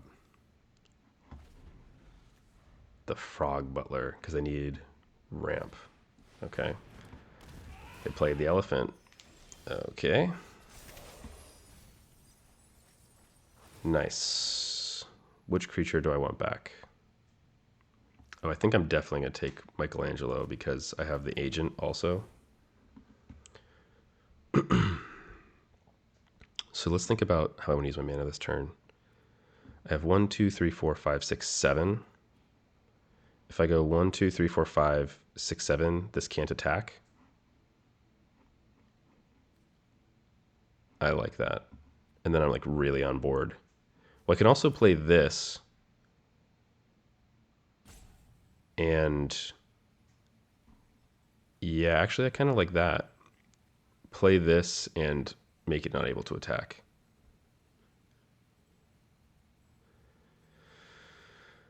I think them not being able to sneak in the 7/7 is kind of a big deal. So I am going to do it like this. And then this gets me like maximum value on ETBs. And then I'm pretty fine if they play the frog out. I'm pretty fine attacking into the frog, I think. Unless they got an enchantment removal here. But then they can't enchantment removal and sneak. Okay. Okay. That's too bad. I guess I should have actually played both of these. I should have played, actually, looking back on it, I made the wrong choice. I should have played 2 of these things. I forgot about the final trigger on this because I wanted to make sure I have at least one thing to activate that to. That's my bad. Okay, so what can I do? I can play this guy out, play out Michelangelo, leave up Stomped by the Foot.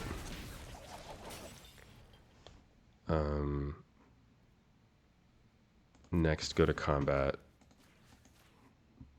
Boom. And now I have Stomped by the Foot with the Mutavault token. That's pretty good. If there's any kind of like fight spell shenanigans going on, I've got that going for me. Next turn I'm going to play the West Wind Avatar. Okay, so they're just going to play the Butler. I think that they're just really stuck on mana here. So I'm going to kill this frog for sure. Because this lets me push damage. This lets me push damage because I can attack through the Death Touch. And it puts them off of mana, which feels really good. You may cast creatures with spells with toughness, power toughness 1 from your graveyard. If you cast it, enters with a finale counter. What's got toughness 1? Anything? Nothing right now. Okay. Is it worth doing this first? I don't think so. I think I'll attack first.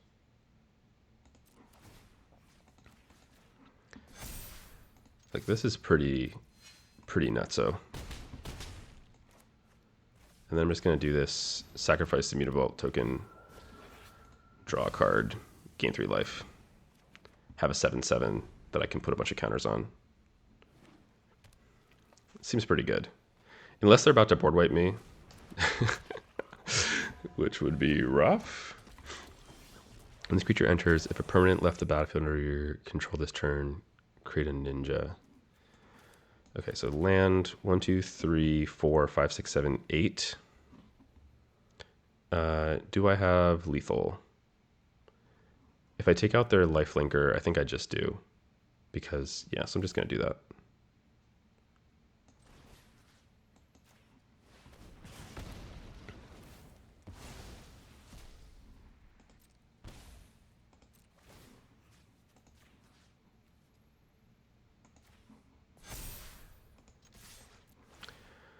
Goodbye, friends of Hagrid.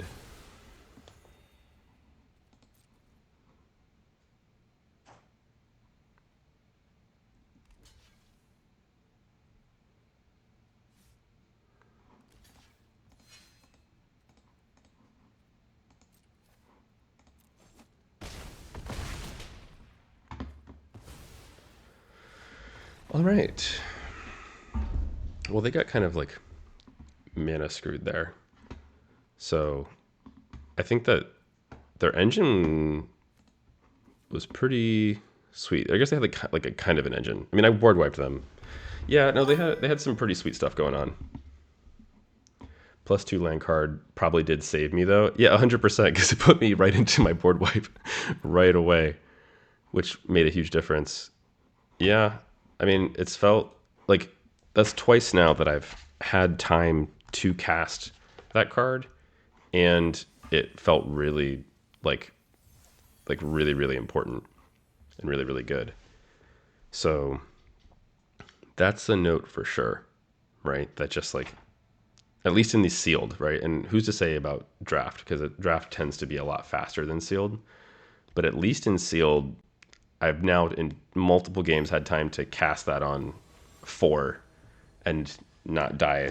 But that was because I had the mythic board wipe too. So I don't know that that's going to be true all over the time. I'm not sure that's like a good lesson I'm going to like take away in a hard way, but yeah, I think I can keep this. Early.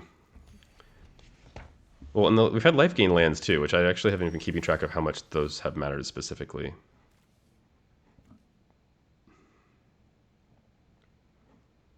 Do I want to cycle for a mountain this turn, or do I want to play the mutant town? I don't think I have anything I can do on 3 anyway, so, and really I'm holding off on this right now, multiples of it anyway.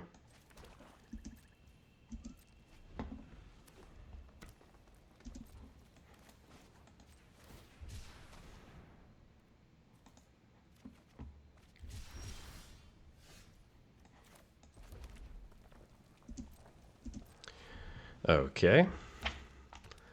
Another.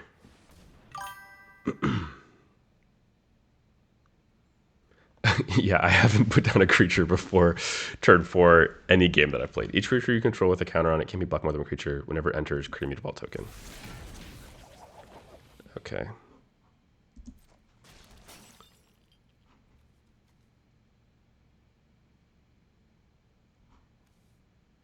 This is interesting. Like, do I want to? I don't think I want to double whammy myself here, right? Like, 2 for myself to kill this 4/4. Especially when they don't have any way to like, I can just hypothetically just trade my 5/4 for it. If they do, just have removal and pump, then I'm in a little bit of trouble. But okay, yep, that is what they're gonna do because now I don't have the opportunity to kill it. I guess that's the other thing is that in green, fight spells are the way. Yikes. Okay, that's unfortunate. Because now I'm going to have to... Okay, well, good to know that I guessed the way that it was going to go, but I didn't make the right decision. Because I don't have white. I mean, I guess if I just like draw a white source, then this is fine, but this thing might just kill me first.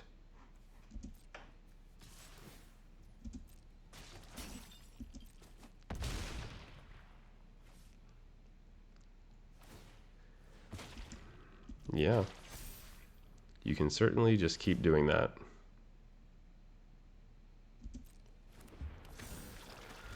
Okay. Oh my gosh. Sometimes you're rewarded for no reason at all. Thank you, the last run in. Yeah, it was all part of the plan. The whole time. Never didn't have it. What is this? Enters, create a food token at the beginning of your end step. If a permanent left the battlefield.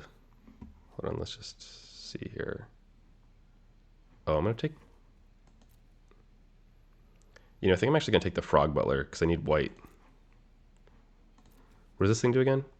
At the beginning of your end step, if a permanent with a battlefield under your control is turned, put counters on up to one target creature. If it isn't a creature, it becomes a... What? You can just sacrifice things to put counters on stuff? That's nuts. Alright. That thing has to die. Alright, so I'm going to play Frog Butler. I'm going to play Michelangelo. And then I'm going to sack this Mutavault token to kill this thing.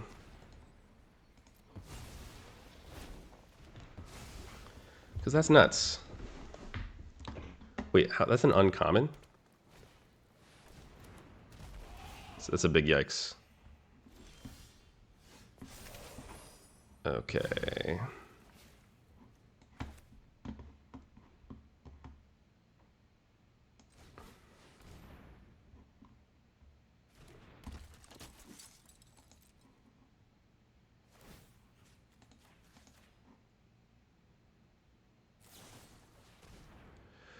Target creature control deals damage equal to power target creature and opponent controls. Oh, this is really awkward. Because I really want to get these counters. I don't want to get rid of my white source. This might be like nuts, but I think that... So the question is, I'm definitely going to use Stomped by the Foot here.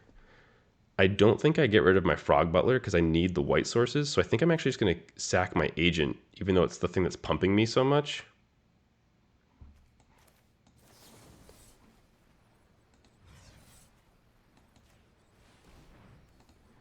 Yeah, that might seem kind of nuts, but I think that's the right play.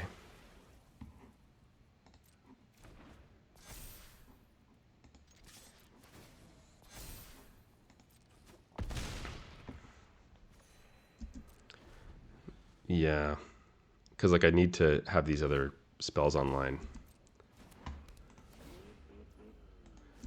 Well, they have a pretty sweet like food situation going on. This Putrid Pals has felt pretty good. Okay. Yeah, okay, I see the cat. Yeah, there's definitely an attrition-y token value pile deck going on.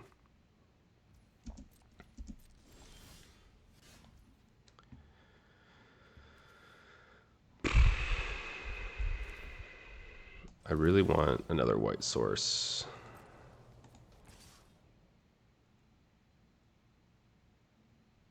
Yeah, this thing is just going to be big. My plan is just to keep attacking with a 7/7 and remove whatever they play. You know, actually, even just that, like, Courier gets Kitty, Kitty sacks Courier, draws a card. That's pretty good. Oh man, this pizza's about to die. Dude, they're popping off here. Okay. I really need a white source, please.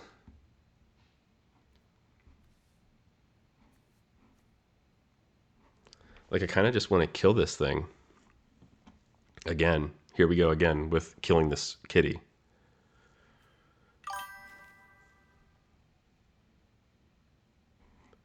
I think he can't sack the pizza to the kitty because it's not a token.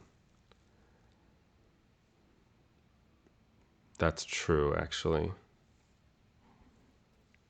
I guess, though, like, if they just play any other creature that they want to, then they can sack.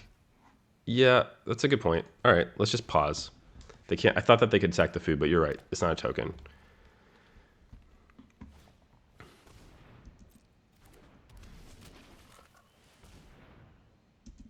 Okay. I think I want to use my mana efficiently here. Right. No, actually, I really appreciate you shouting that out because I was thinking they could sack the pizza, which made me want to kill the kitty. But the fact that they can't, like, doesn't make it an immediate threat. So let's just destroy this creature. And let's try to draw a white source. I'm going to have to kill this thing too.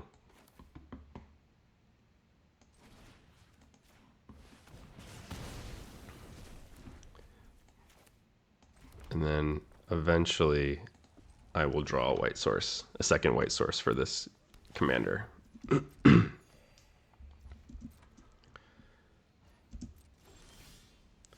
Okay, that's a good one.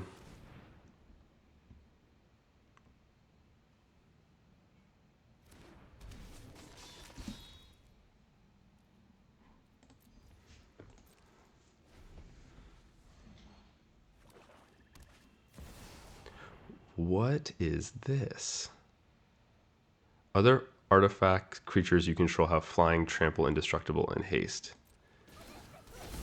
What?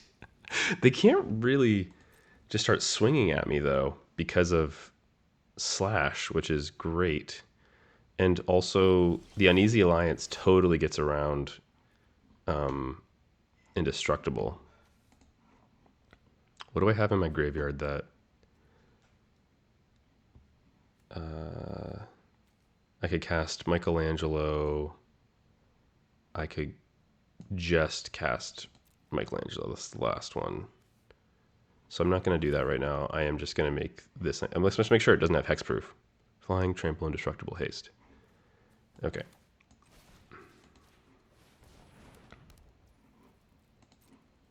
They can block Michelangelo, but I make a...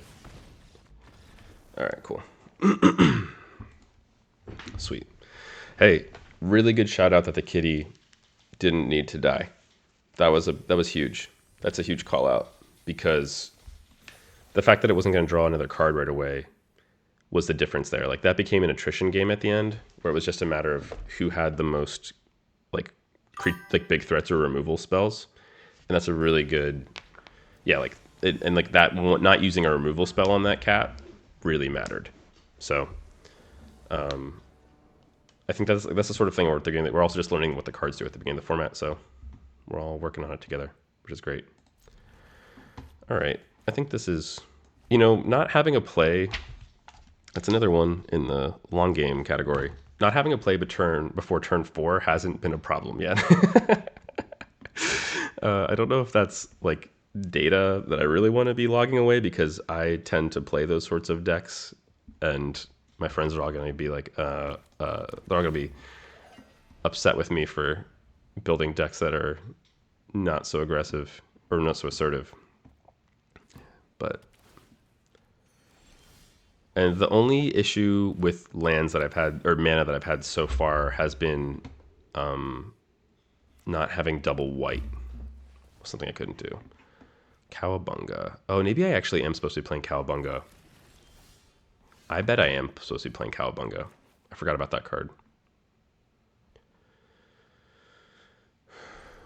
Okay. And which one am I gonna... I feel like I probably need to land cycle away one of these 5-drops. But which one? Target player draws 2 cards and loses 2 life. Oh, wow. That feels really versatile. I like that. I'm going to shuffle away the black one, because I want to be able to... Oh, I forgot that it doesn't... In my mind, I could get any land and I was going to get another white source, but that's not how that works. I don't actually think I want to land cycle anything else away at this point. I think I just want to start... Okay, so they're going to play that. I don't think I'm too worried about this right now. I think I'm just going to play...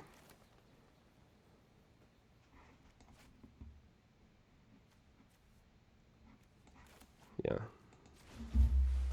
Play out a 5-drop. Next turn, they're probably going to try to draw a card. They're probably going to play this 2-drop and then draw a card. I think I just need to start applying pressure, though. Attach it to target creature you can control. When you... Oh, it fights? This is a fight... Oh, I like this. This is an artifact in equipment that auto-attaches and fights. That seems pretty good, honestly. All right.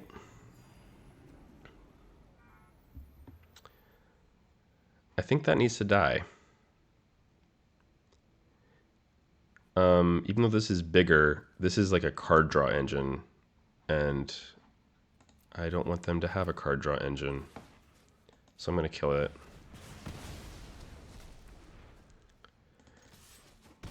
And I can stop that with this anyway.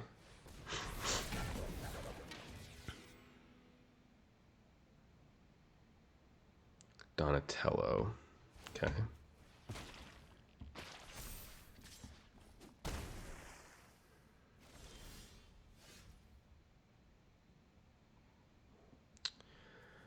I can mountain cycle this. I think actually this is a good question. So how do I use my mana this turn? I can mountain cycle this and then play the Raptor, which then like sets me up to be able to play this next turn. Or I can just remove this. Oh man, I'm gonna take so much damage in the air though.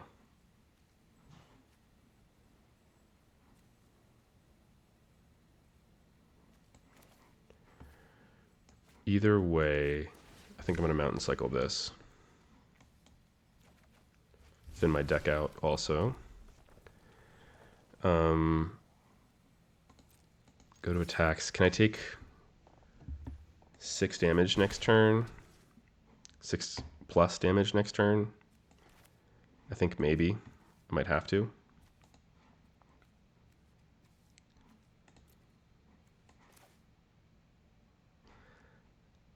I mean, I guess I could just, like, if I'm not worried about mana so much. Like, I just need to survive. I need to not die in the air, because I don't have any other ways to deal with it in the air, so I'm just actually going to be mana inefficient here. And if I was going to do that... Oh, no, I think that was still the right play. Oh, man. Okay. Card's feeling pretty good.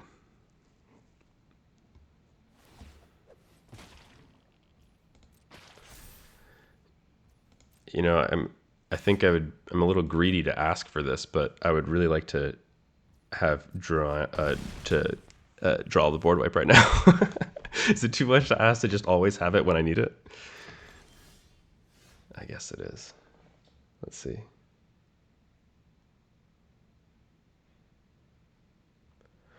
Oh, that's so awesome that you gave it a run and won a box this weekend. That's so awesome. Congrats for you. And oh, it's your first ever owned paper cards? Dude, that is fantastic. I'm so happy to hear that. Congratulations. Congratulations, clergyman. That's so awesome. All right. The only way that I don't like immediately die is if I gain life here. So I think I'm going to attack with this 2/2.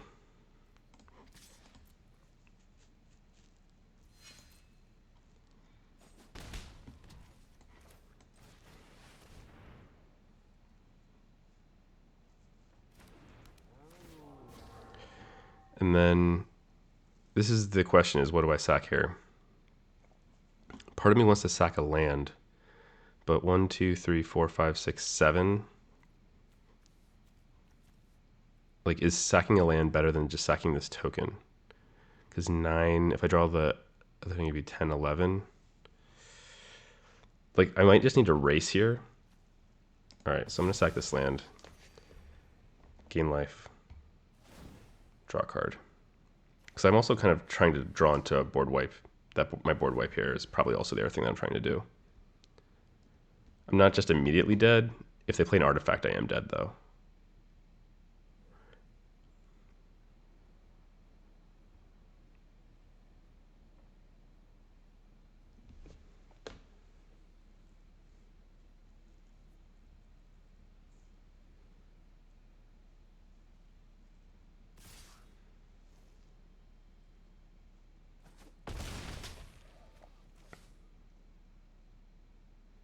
Okay, not dead.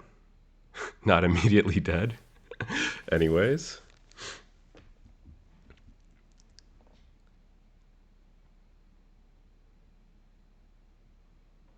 They're just gonna draw some cards. I mean, that's probably fine. They don't have a way to deal with my 7/7, I guess. I have 9 damage on board. Okay, they have a Mutavault token. Yeah. This can get reach. Does that do anything for me? Sort of. It sort of does. Oh, because I gain life here too. Oh, this has trample. This one has trample, so no, it doesn't actually. Reach, trample, 5 drop. Like I'm going to gain life here. And then I'm going to gain life here. But I'm only going to go up to 5. And then if I leave 2 up,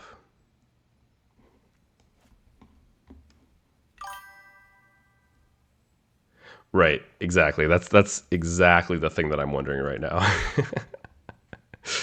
Am I going to sacrifice a land? If I am, I think I have to leave this back, this 2/2. So I'll go like this. I will sacrifice this land that I just played.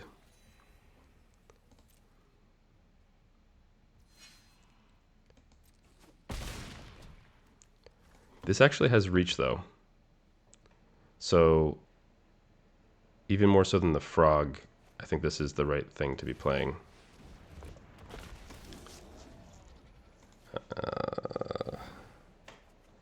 Drawing a card. Okay. Well, if they can't, I guess I'm chumping. I'm not dead on board, but they have so many cards in hand. Right, yeah, like, is this deck good? Or is it just we win with a board wipe and we lose if we don't play it? That's a really good question. I don't think I'm dead on board here.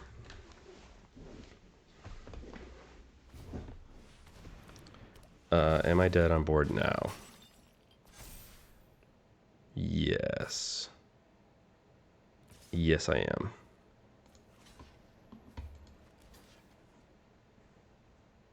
GG's. Okay.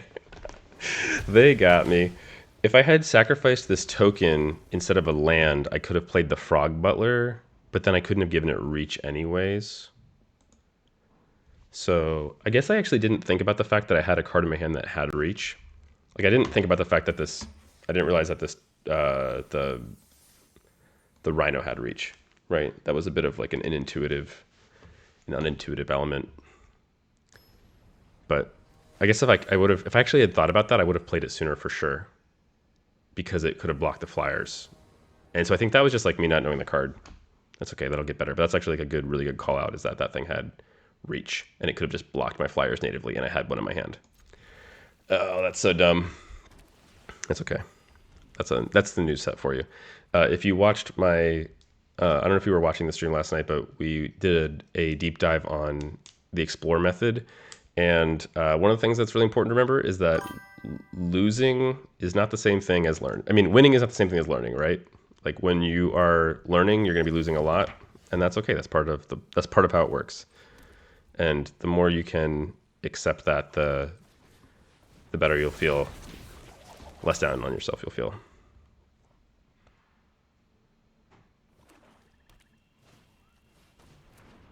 Oh yeah.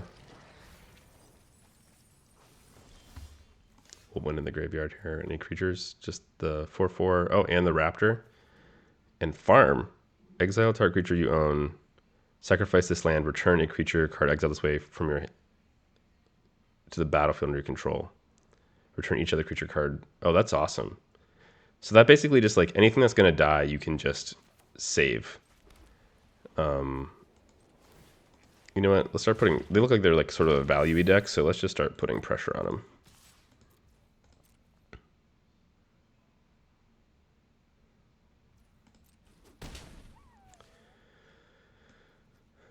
And then I'll probably cycle this one. Rhinos have menace. Noted.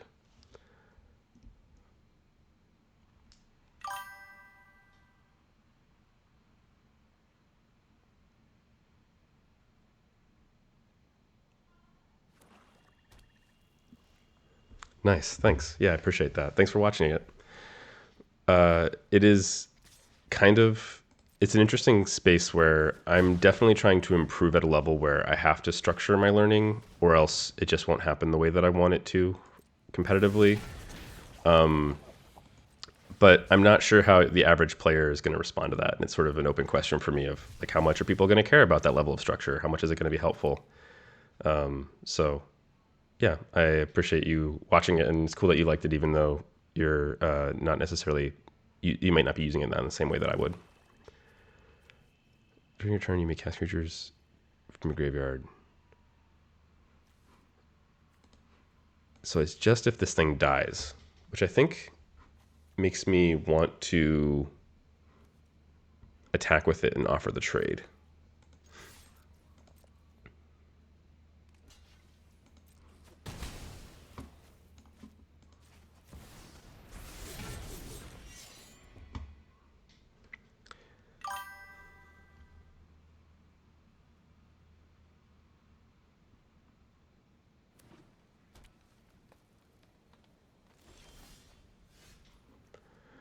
Let's see.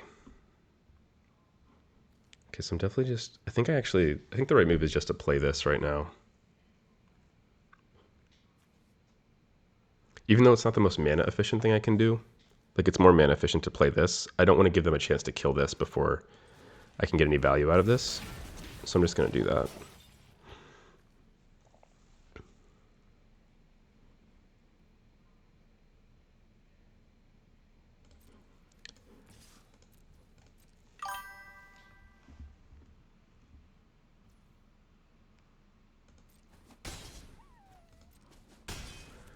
Let's see here.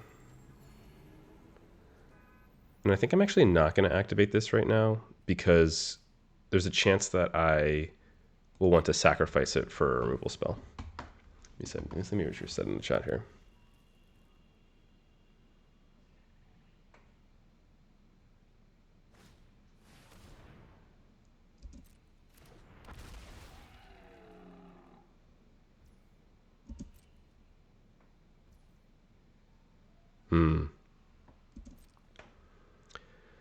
Yeah, I really like that too. I think it's one of the things that I think is the most interesting. I love learning, and a little bit of background: I was a high school science teacher for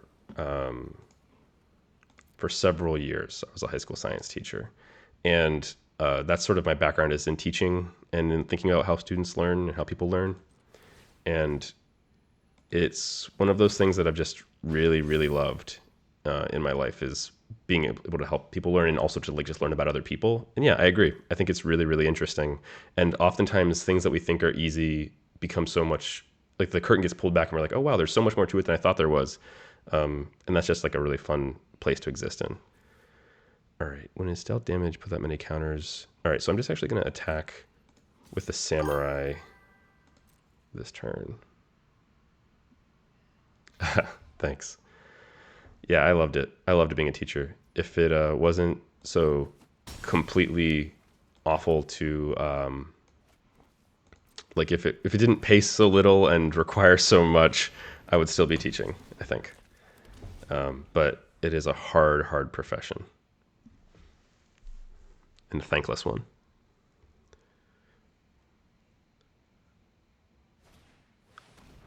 Okay, they got the raptor loop. I don't know if they're gonna just try to get the raptors back.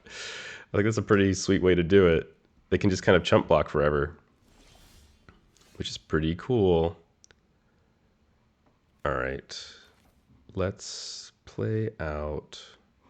Let's do it like this. I'm gonna play a land, play it like this. And then, can I keep pushing damage here? I don't think I need to. I think I can just attack like this and attack like this. Because my board's going wide enough.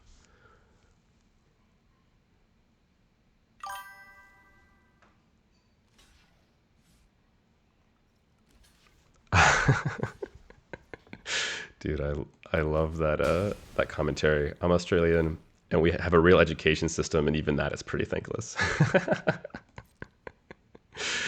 Yeah, we're on the struggle bus here in the US. That is for darn sure. We are on the struggle bus. No funding, like 35 kids in a classroom. It's a whole thing. It's a whole mess. Okay, so I think this is where they're going to return this to their hand. If this is their whole plan, then yeah, then they're just dead because I can just kill that and they're gone. Okay. All right. That game went long too. Have we had any games that went fast? Did the game we lost go fast? Let me think back on it real quick. Actually, I can just look on 17 lands real quick.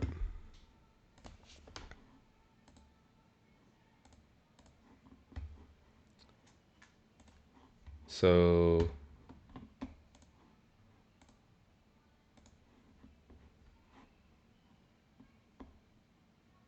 oh, is this not?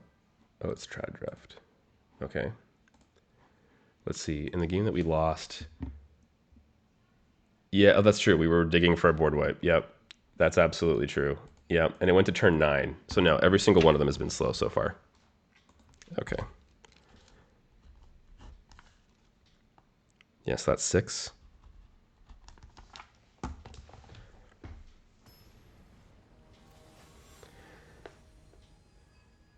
Yeah, thank your parents for their service. It is definitely a labor of love. All right.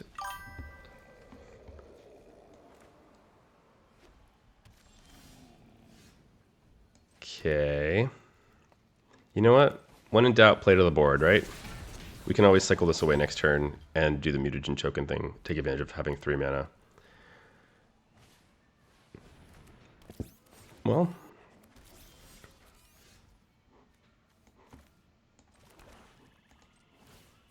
Yeah, I'm just going to get aggro with it.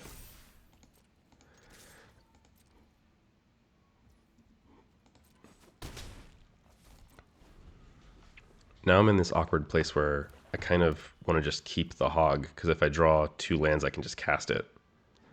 But I think I do want to keep hitting my land drops because I want to play this avatar on curve if I can. But this is a 5/4, which is not nothing. Okay.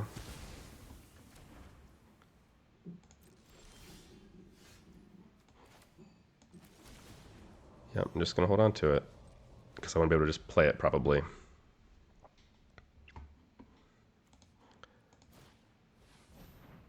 Haste. Okay, there's a 2-1 with haste.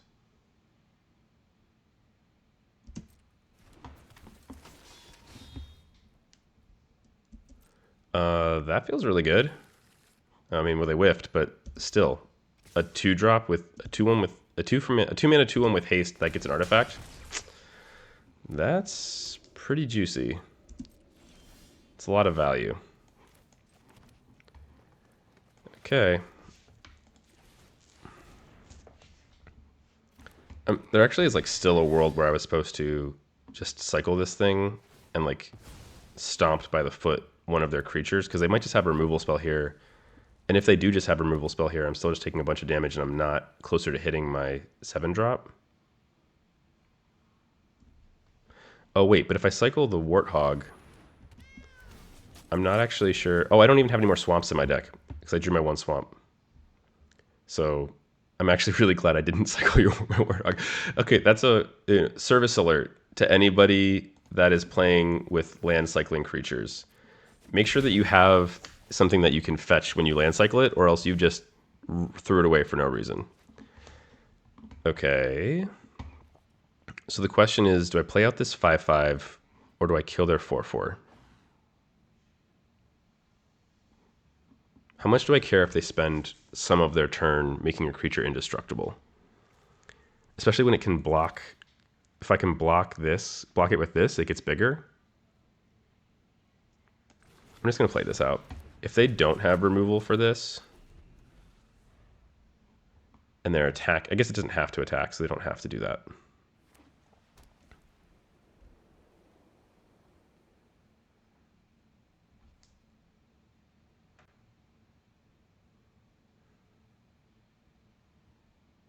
think I will, like, hopefully I can draw a land and then kill this.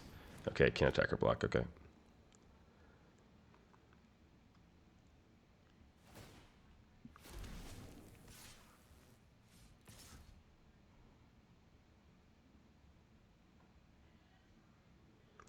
Well, this 5/4 is holding down the board here.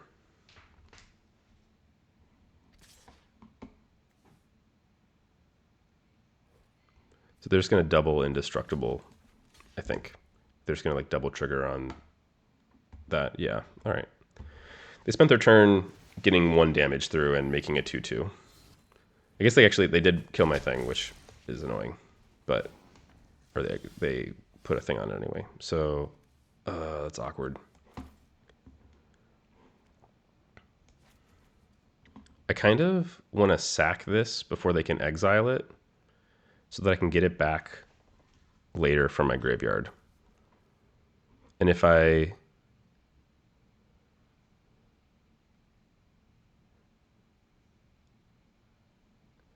like this, I think I don't actually know how I don't know how the ruling on this works. Like if they can do this and I sacrifice it in response, do they still get the ninja?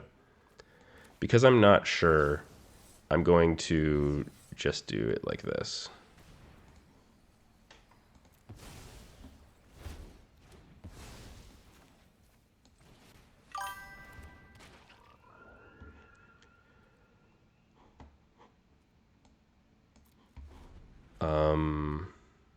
Yeah, it's a sorcery speed thing.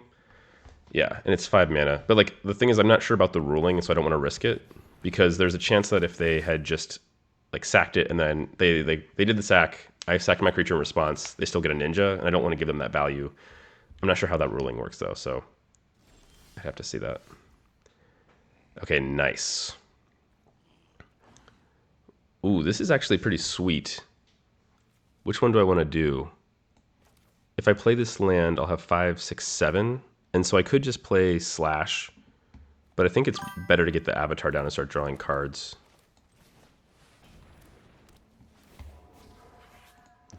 Yeah, exactly. I was trying to deny them the option to take advantage of it in the future. I could attack in with the Warthog, but they could just double block, and I don't really want to give them the option to do that. And I think that here, the other thing is that like I'm thinking about my role.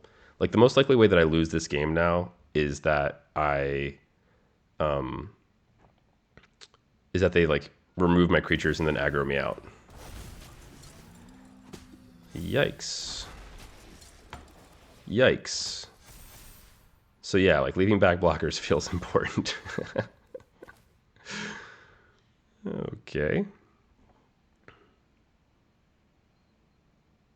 This is kind of a tricky one. So I can play things with power toughness 1 or less. So I can play Michelangelo. I kind of want to kill this 5/4 before it gets huge, but I also kind of want to I kind of want to get the Slasher online.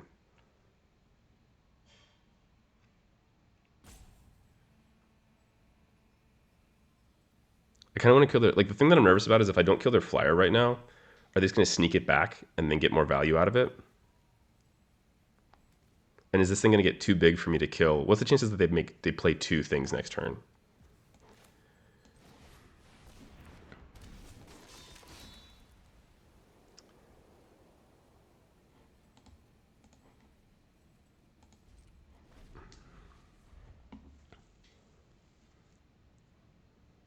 I guess they'd have to play 3 to make it unkillable for me. Okay, bashing time, sure. Yep.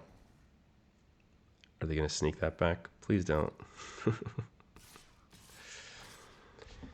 Oh, yeah, wait. Oh, they gain flying? Oh, I forgot about that. No, that has to go. I totally forgot about that ability. That's crazy time. All right. Noted.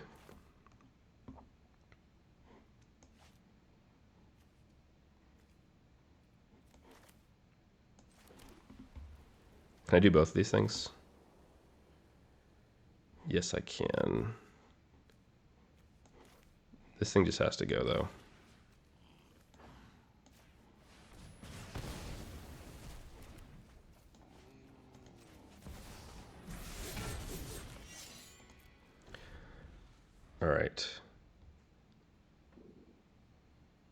if they don't, I mean, they just did a ton of damage there, and we're like still like kind of almost dead here, just to attacks. One, if I had remembered how this card worked and the fact that it could make these other dinos able to be blocked, I definitely would have just killed it. So that's a missequence on my part. That's how cards work. Actually, speaking of which, we've never drawn that spell and been able to play it this whole time. So that would be nice too. We have double white. Let us draw our big dino, please.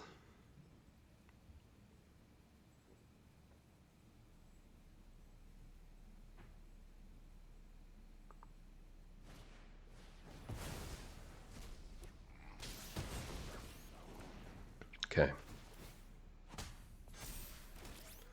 Yikes. Yeah, I would maybe do it. I'd maybe attack.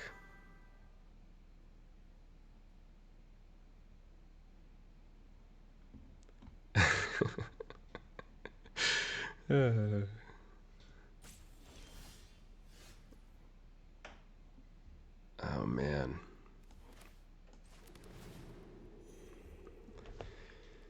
Yeah, okay. I mean, I think that this game is better for me the longer it goes. I would guess. Oh man, that's bad for me. Well, it's sort of bad for me because I can block with this frog butler on their big guy.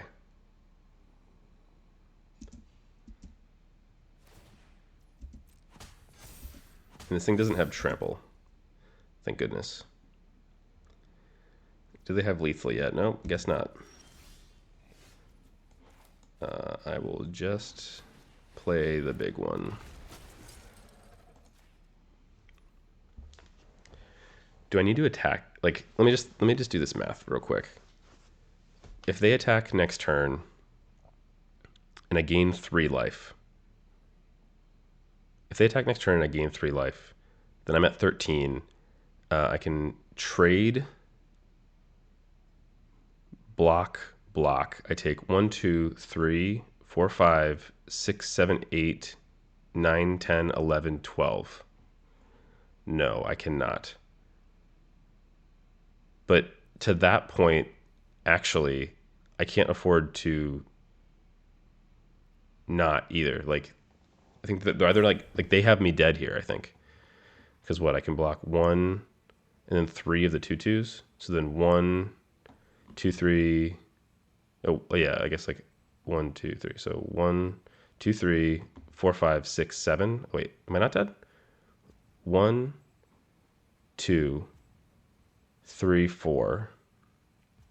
So take 1, 2, 3, 4, 5, 6, 7, 8, 9. Okay. No. I'm not dead, I think. I think I go to 9. Unless I combat math under pressure, especially. Oh, yeah, I'm freaking. Oh, well, not necessarily. I mean, yes, actually, I think I am still freaking dead. Oh, wait, no, I have flying here. That's important. Okay, they're going to forget that I can kill this with the frog.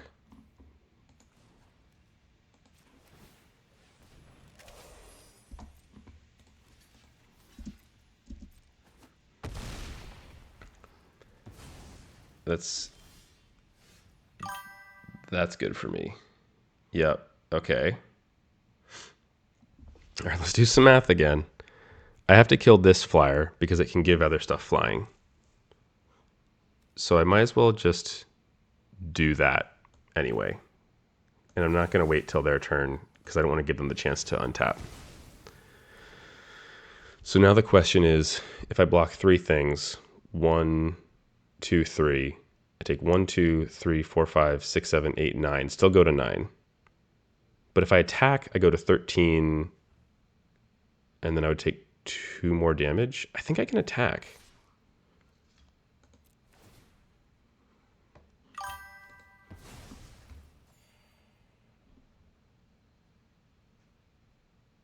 I couldn't have waited because if I waited and they just started activating stuff on their turn, then I guess I wasn't thinking about them blocking. But yeah, that is something that they could do. I think that's still good for me, though, if they're blocking. Okay, yeah.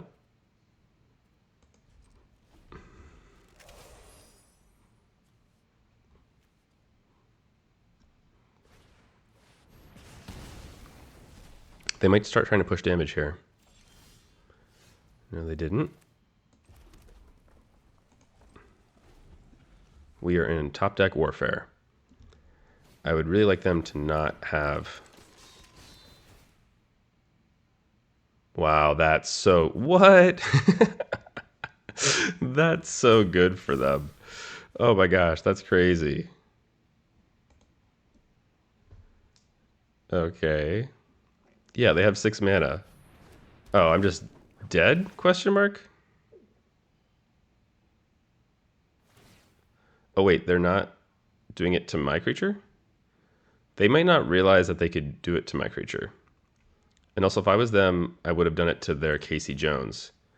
Because they could exile it. Yeah, I think that they did that incorrectly, unfortunately.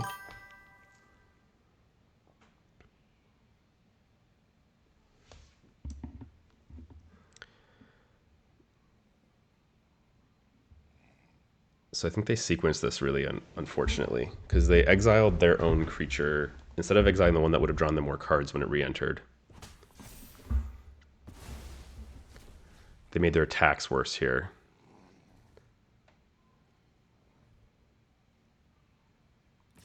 They can just attack for 4. I'm not going to trade.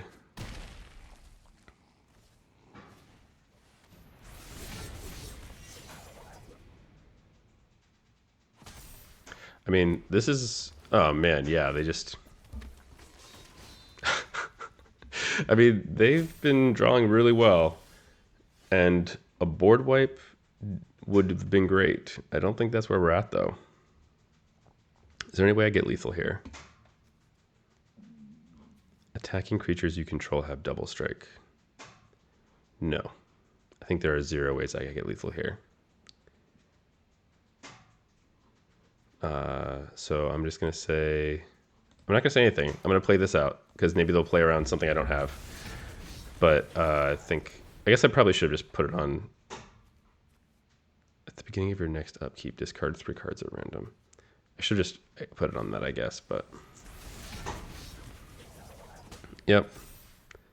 Well, they certainly did draw 3 cards. Oh wait, they didn't go for lethal. Oh, it doesn't matter. I don't know what they're doing exactly. I should have done that anyway last turn, though.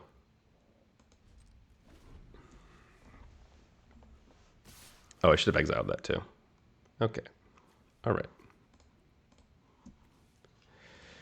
So our opponent definitely missed lethal like 6 times, I think. I also think that actually there was that turn where I was trying to do the math on whether I could attack with the 7/7. And I actually think that I could have. I think I did the math wrong. Because I think there was no world where me blocking 2 additional power... I think that's how I need to do the math, was like, I can block 2 additional power, but I gain 3 life if I attack. But yeah, I think our opponent was doing some pretty sus things. There were a lot of draws that we could have had that would have just like made that really hard for them.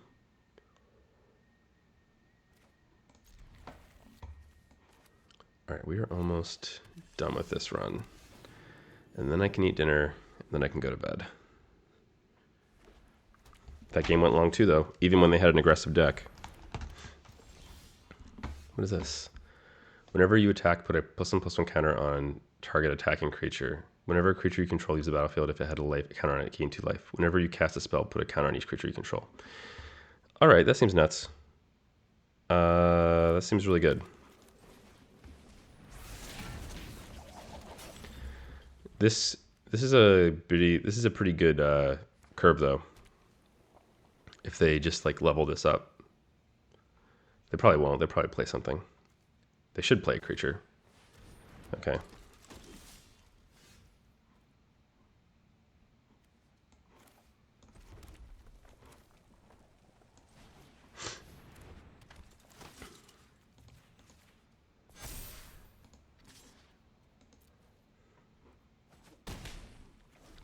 They're going to attack.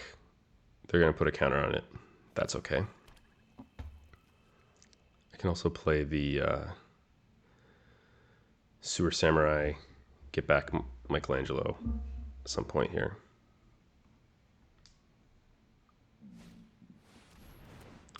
Whenever another creature you control enters, this creature gets... Okay. The other thing that's interesting is I actually can just block here and then get it back with Leonardo. I guess the question is, like, are we racing or not? They're going to hit me for 4. I'm going to hit them for a lot. Yeah, I think I'm going to try to race them.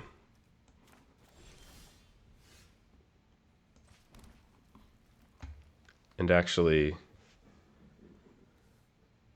I can Frog Butler plus Alliance, or I can play Leonardo.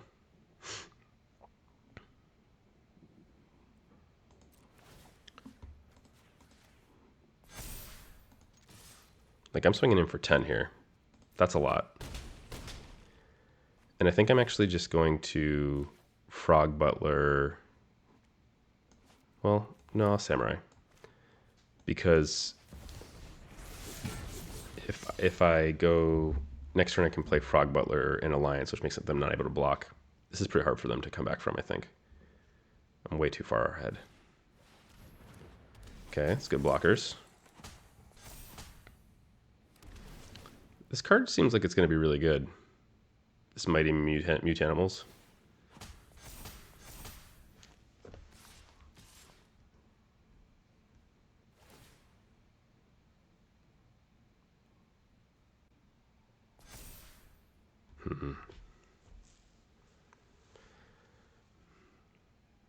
I think I can... I think that they're dead if I go no blocks. Because I can Uneasy Alliance their 4/6 and then make every single one of my threats lethal. So yeah, let's just do that.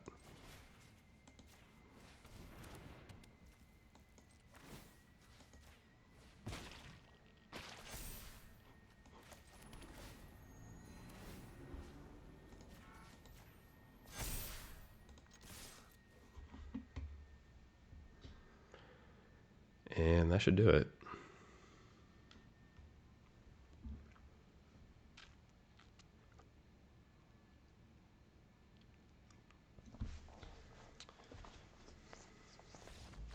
Nice.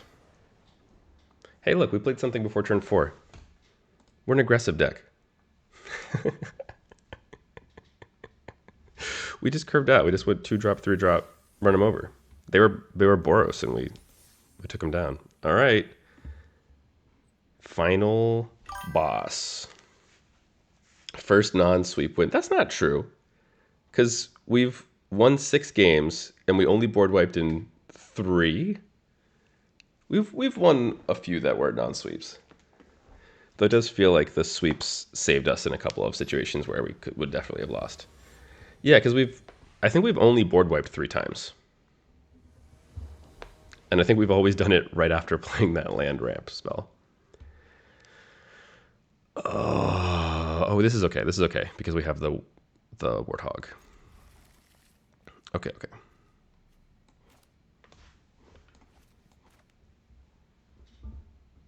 I think it's true. We can look at it and look back at the 17 lands and see.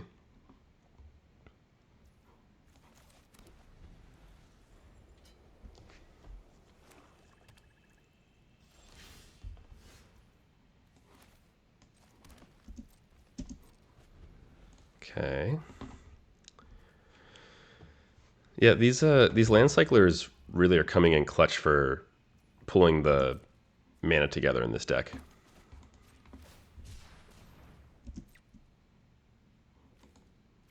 One swamp.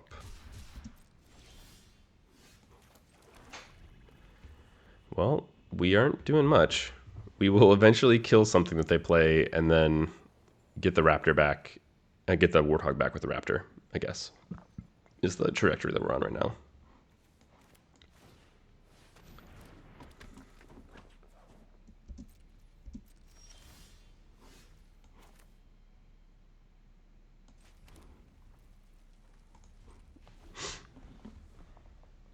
I'm not even sure that we care about this. It's just a 2/4 that gives something else indestructible. Like let's just take damage. They can't really like. Oh, they might sneak something in here. And if they do, what does this say? Attacking ninjas you control have death touch. Whenever Dark Leo and Shredder deal combat damage to a player, create a ninja. Then if you control 5 more ninjas, that player loses half their life rounded down. Yeah, that needs to die. That needs to die. We're not making ninjas over here. We're not in the business of making a lot of ninjas. That's not what we're doing. I'm going to try to invalidate that with bigger creatures.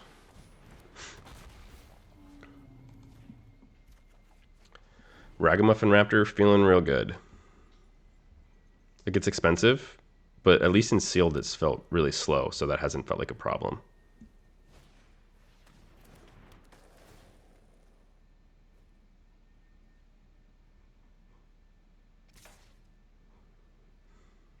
What are they doing now?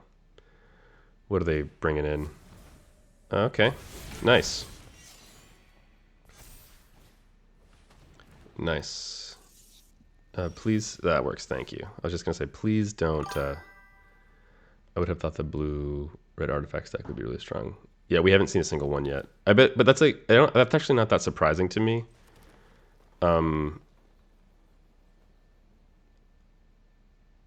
This is an interesting question. Like, do I kill this main? Hold on, sorry, let me think for a second.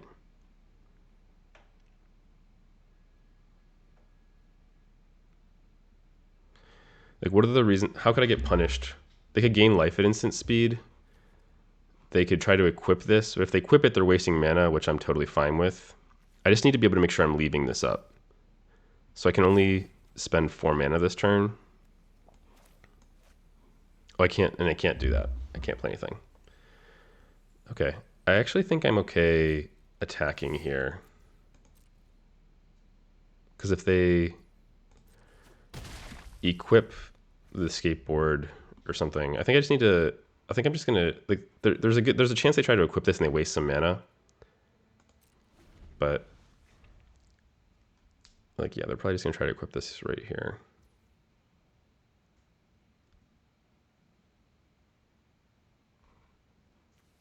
All right, I'm just gonna kill it now so they can't sneak it. Because if I waited until there were blocks declared, they might have been able to like sneak it out in response, right? So. And it looks like they probably have some sneak cards in their deck, in their hand. Return target creature card from your graveyard to your hand. Oh my gosh. Oh my gosh, punished. Well, what are these cards? This is an uncommon? And I just put this... Oh my gosh. What is going on? This is nutso. They've got all of these rares and uncommons. Like, this uncommon feels like this is going to be a mythic uncommon. All right, so let's kill this thing, I guess. Man. I think this thing has to die. Because if they just have removal or whatever...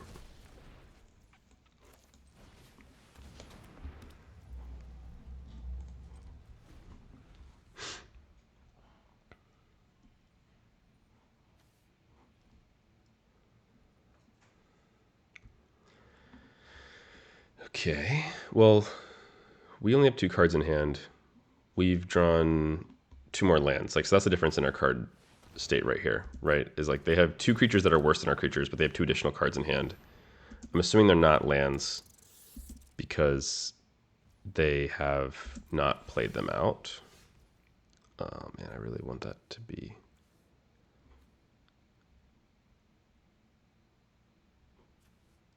This can get indestructible.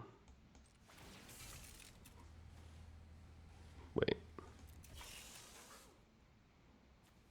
Can I even attack with this profitably? No, I can't. So I'm not going to try.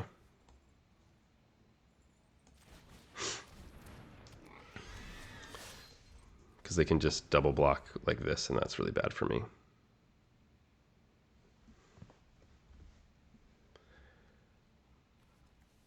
Dinosaur, mutant.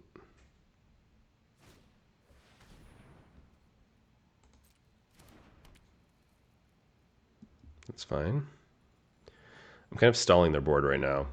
Like my plan is to stall the board until I get the commander online or draw my board wipe.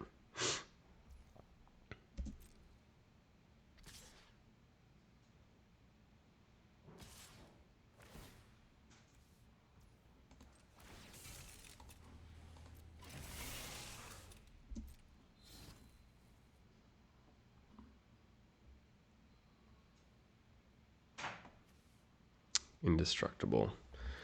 Do I want to pitch the van? I don't think so. I'll let them get a ninja. That's okay.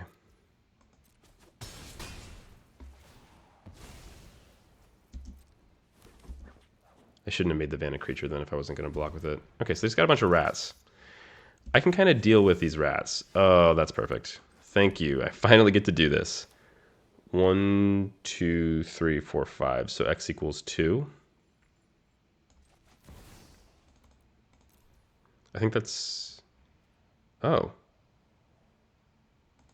X equals 3.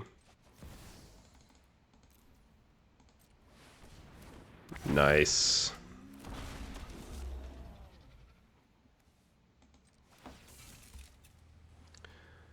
Dinosaur soldier.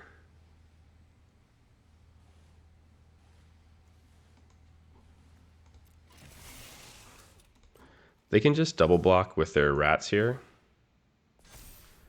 But I think that would be okay with me.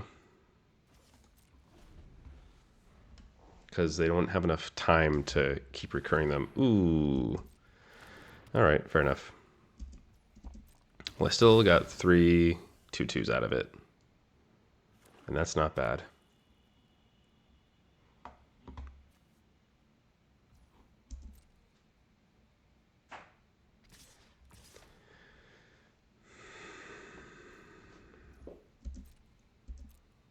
I'll take 4 here. They can gain life off of the pizza, so I have to remember that in this race that we're having. Nice.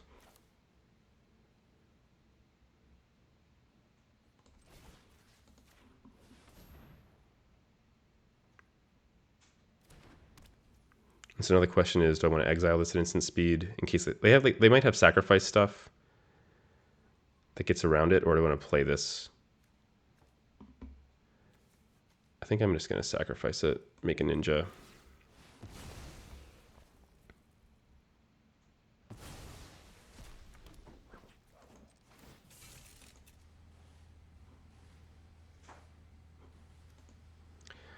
Like, do I want to crew this so I can get power and I can attack with a bunch? I think that's okay. We're racing now. They can attack in for 5, 6. Oh, well, they can give something else haste too, actually. So I should have done that differently. I should have attacked with the Warthog Warrior. I forgot that gave haste. I think I want to leave one back just to be safe. In case they drop something that can kill me for lethal.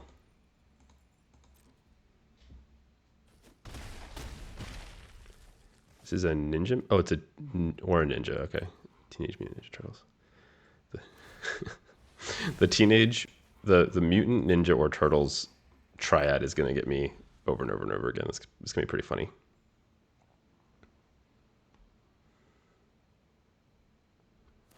Okay, they're going to exile that. They're going to make a 1/1.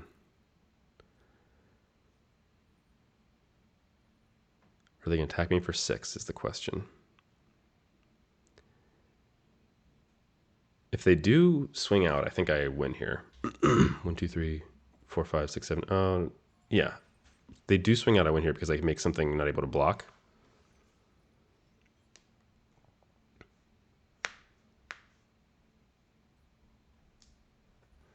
The way I should have done that last turn was I should have crewed the van with the big dude and then left the ninja back and then attacked with the other 2/2.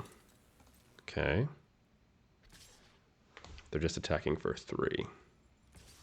They're attacking for 5.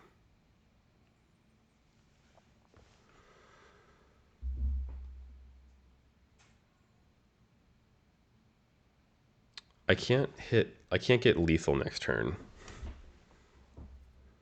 So I actually think I'm okay trading. Like, I don't really want to go to 4 here. Because what happens if I do? If I trade here, if I go to 4 here, I still can't attack all because they have too much power on board.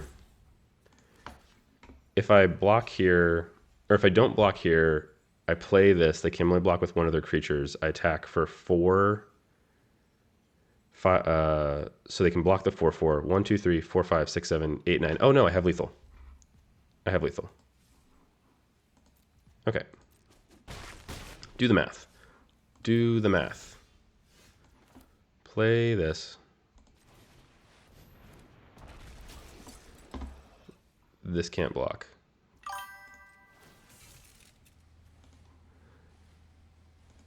This ETB makes this not able to block. And now this should be lethal. All right. Good games, everybody. How long did that game go? Let's look at 17 lands. Let's see. 11 turns. Our record, we went 18 turns on the first game. 8 turns, 9 turns, 14 turns, 9 turns, 7 turns, 17 turns, and we lost. 5 turns and 11 turns. So this, at least the sealed format feels really slow, at least on day 1. That is not a single one of these. Only one of those games went short. Everything else went long. That's really interesting. Yeah, thank you. Yeah, thanks for the trophy. We trophied our first event. Let's keep it going. What were the big takeaways though? Like, what were the big learnings? Feel free to drop in the chat for yourself what you noticed, and then I'll read it here in a second. As I'm going back through mine, yeah, I think that my instinct is that there's going to be a very good trinkety green-black token sacrifice deck in the format, and I'm really excited to play that because that's the sort of deck that I want to learn how to play better, and I like, even though if I don't always do it 100% accurately. We didn't really come up against blue like at all, so we didn't really have to worry about counterspells too much. There were 2 matches that we played against blue. We didn't play against artifacts at all, with the exception of like the sacrifice trinket stuff. We played against green-black a bunch. There were definitely a bunch of rares and uncommons that felt like rares. Like our last opponent's deck seemed really good. Like the synergies with their on-color rares and uncommons felt really powerful. It feels like the synergy in this set is going to be much more about like a cohesive game plan than Lorwyn, where Lorwyn was all about like telling you like you do this thing with these with like these types of creatures or these types of spells. Like this feels like it's gonna be a lot more about building engines in different ways. I'm curious to see how the more aggressive decks pan out. But yeah, let's see what we got. Let's say quite a lot of threats that need answers. Life gain will play a role in quite a few games. Genuine swings are semi-common. Most of the value feels like recursion rather than draw in the engines. Yeah, that actually, at least in our games, right? Yeah, I think that's a really good call. Here, I'm actually gonna make a note about that. I think that's a really good call out. Is that in terms of like card advantage? There was a lot of recursion over pure draw. And the card draw, it felt like all of the card draw that existed, like the actual card draw, was engine based. So, like it was because you're putting counters on things. We saw that a couple times, or because you're taking counters off of things with the mana ray, or your attack. I guess like the 7/7 that attacks and sacrifices something, and something is because something left the battlefield. That's also an engine. So yeah, it felt like card draw felt very engine-y and not very like on a spell. You cast a spell, you draw a bunch of cards. And so that's something to pay attention to for sure, because these games are going really long. At least all of ours did. which means that you need card draw to not flood out, right? And I think that's actually a really important thing to remember, is that when a game goes long, you will eventually flood out. Just statistically, it's going to happen. So you need to find ways to make sure that doesn't happen. I didn't see any looting, really. And I think that that's normally how I think of, one of the ways I think about getting out of that is like having looting or rummaging. And I didn't see any of that happening, really. Yeah, that's interesting. Quite a lot of engines can be shut down if they don't have a board too. Yeah, the engines felt a little fragile, right? Like at least in sealed, we were able to disrupt most of the engines most of the time. I guess also we did just like board wipe a non-zero amount of times too. Yeah. What were the must-kill threats? I felt like the Robo Dinosaur Flyer was a must-kill threat, even more so than I thought it was because I forgot that it pumped everything and gave it flying. The Kitty Cat felt like in the right deck, it's a must-kill threat. Did we ever see anyone sneak anything? Yeah, the last opponent snuck a lot of stuff. They were bringing a lot of things back to hand, but we didn't end up sneaking that much. Like we had a couple of sneak options and we didn't do it, except for the one time I snuck in that red rare and then they killed it immediately. And actually I was punished for sneaking it in because it came in tapped. So yeah, big open questions about sneak, like still big open questions, not answered. But we did get some interesting data and we're just going to keep working on that. So, hey, thank you, Serial Clergyman, for hanging out in the chat. For everyone else that's in the chat, thanks for hanging out and chilling with us. If you're watching this stream, please do check out the Explore video I just posted on my YouTube channel. It's all about how to engage with Explore in a way that is thoughtful and structured. And by engage with Explore, I mean engaging with understanding and building an understanding of the format quickly. If you haven't already, feel free to join my Patreon. You can join as a free member if you'd like. There's some articles over there. And join and subscribe on YouTube because we're putting out new content all the time. I'll see you around. Have a good night.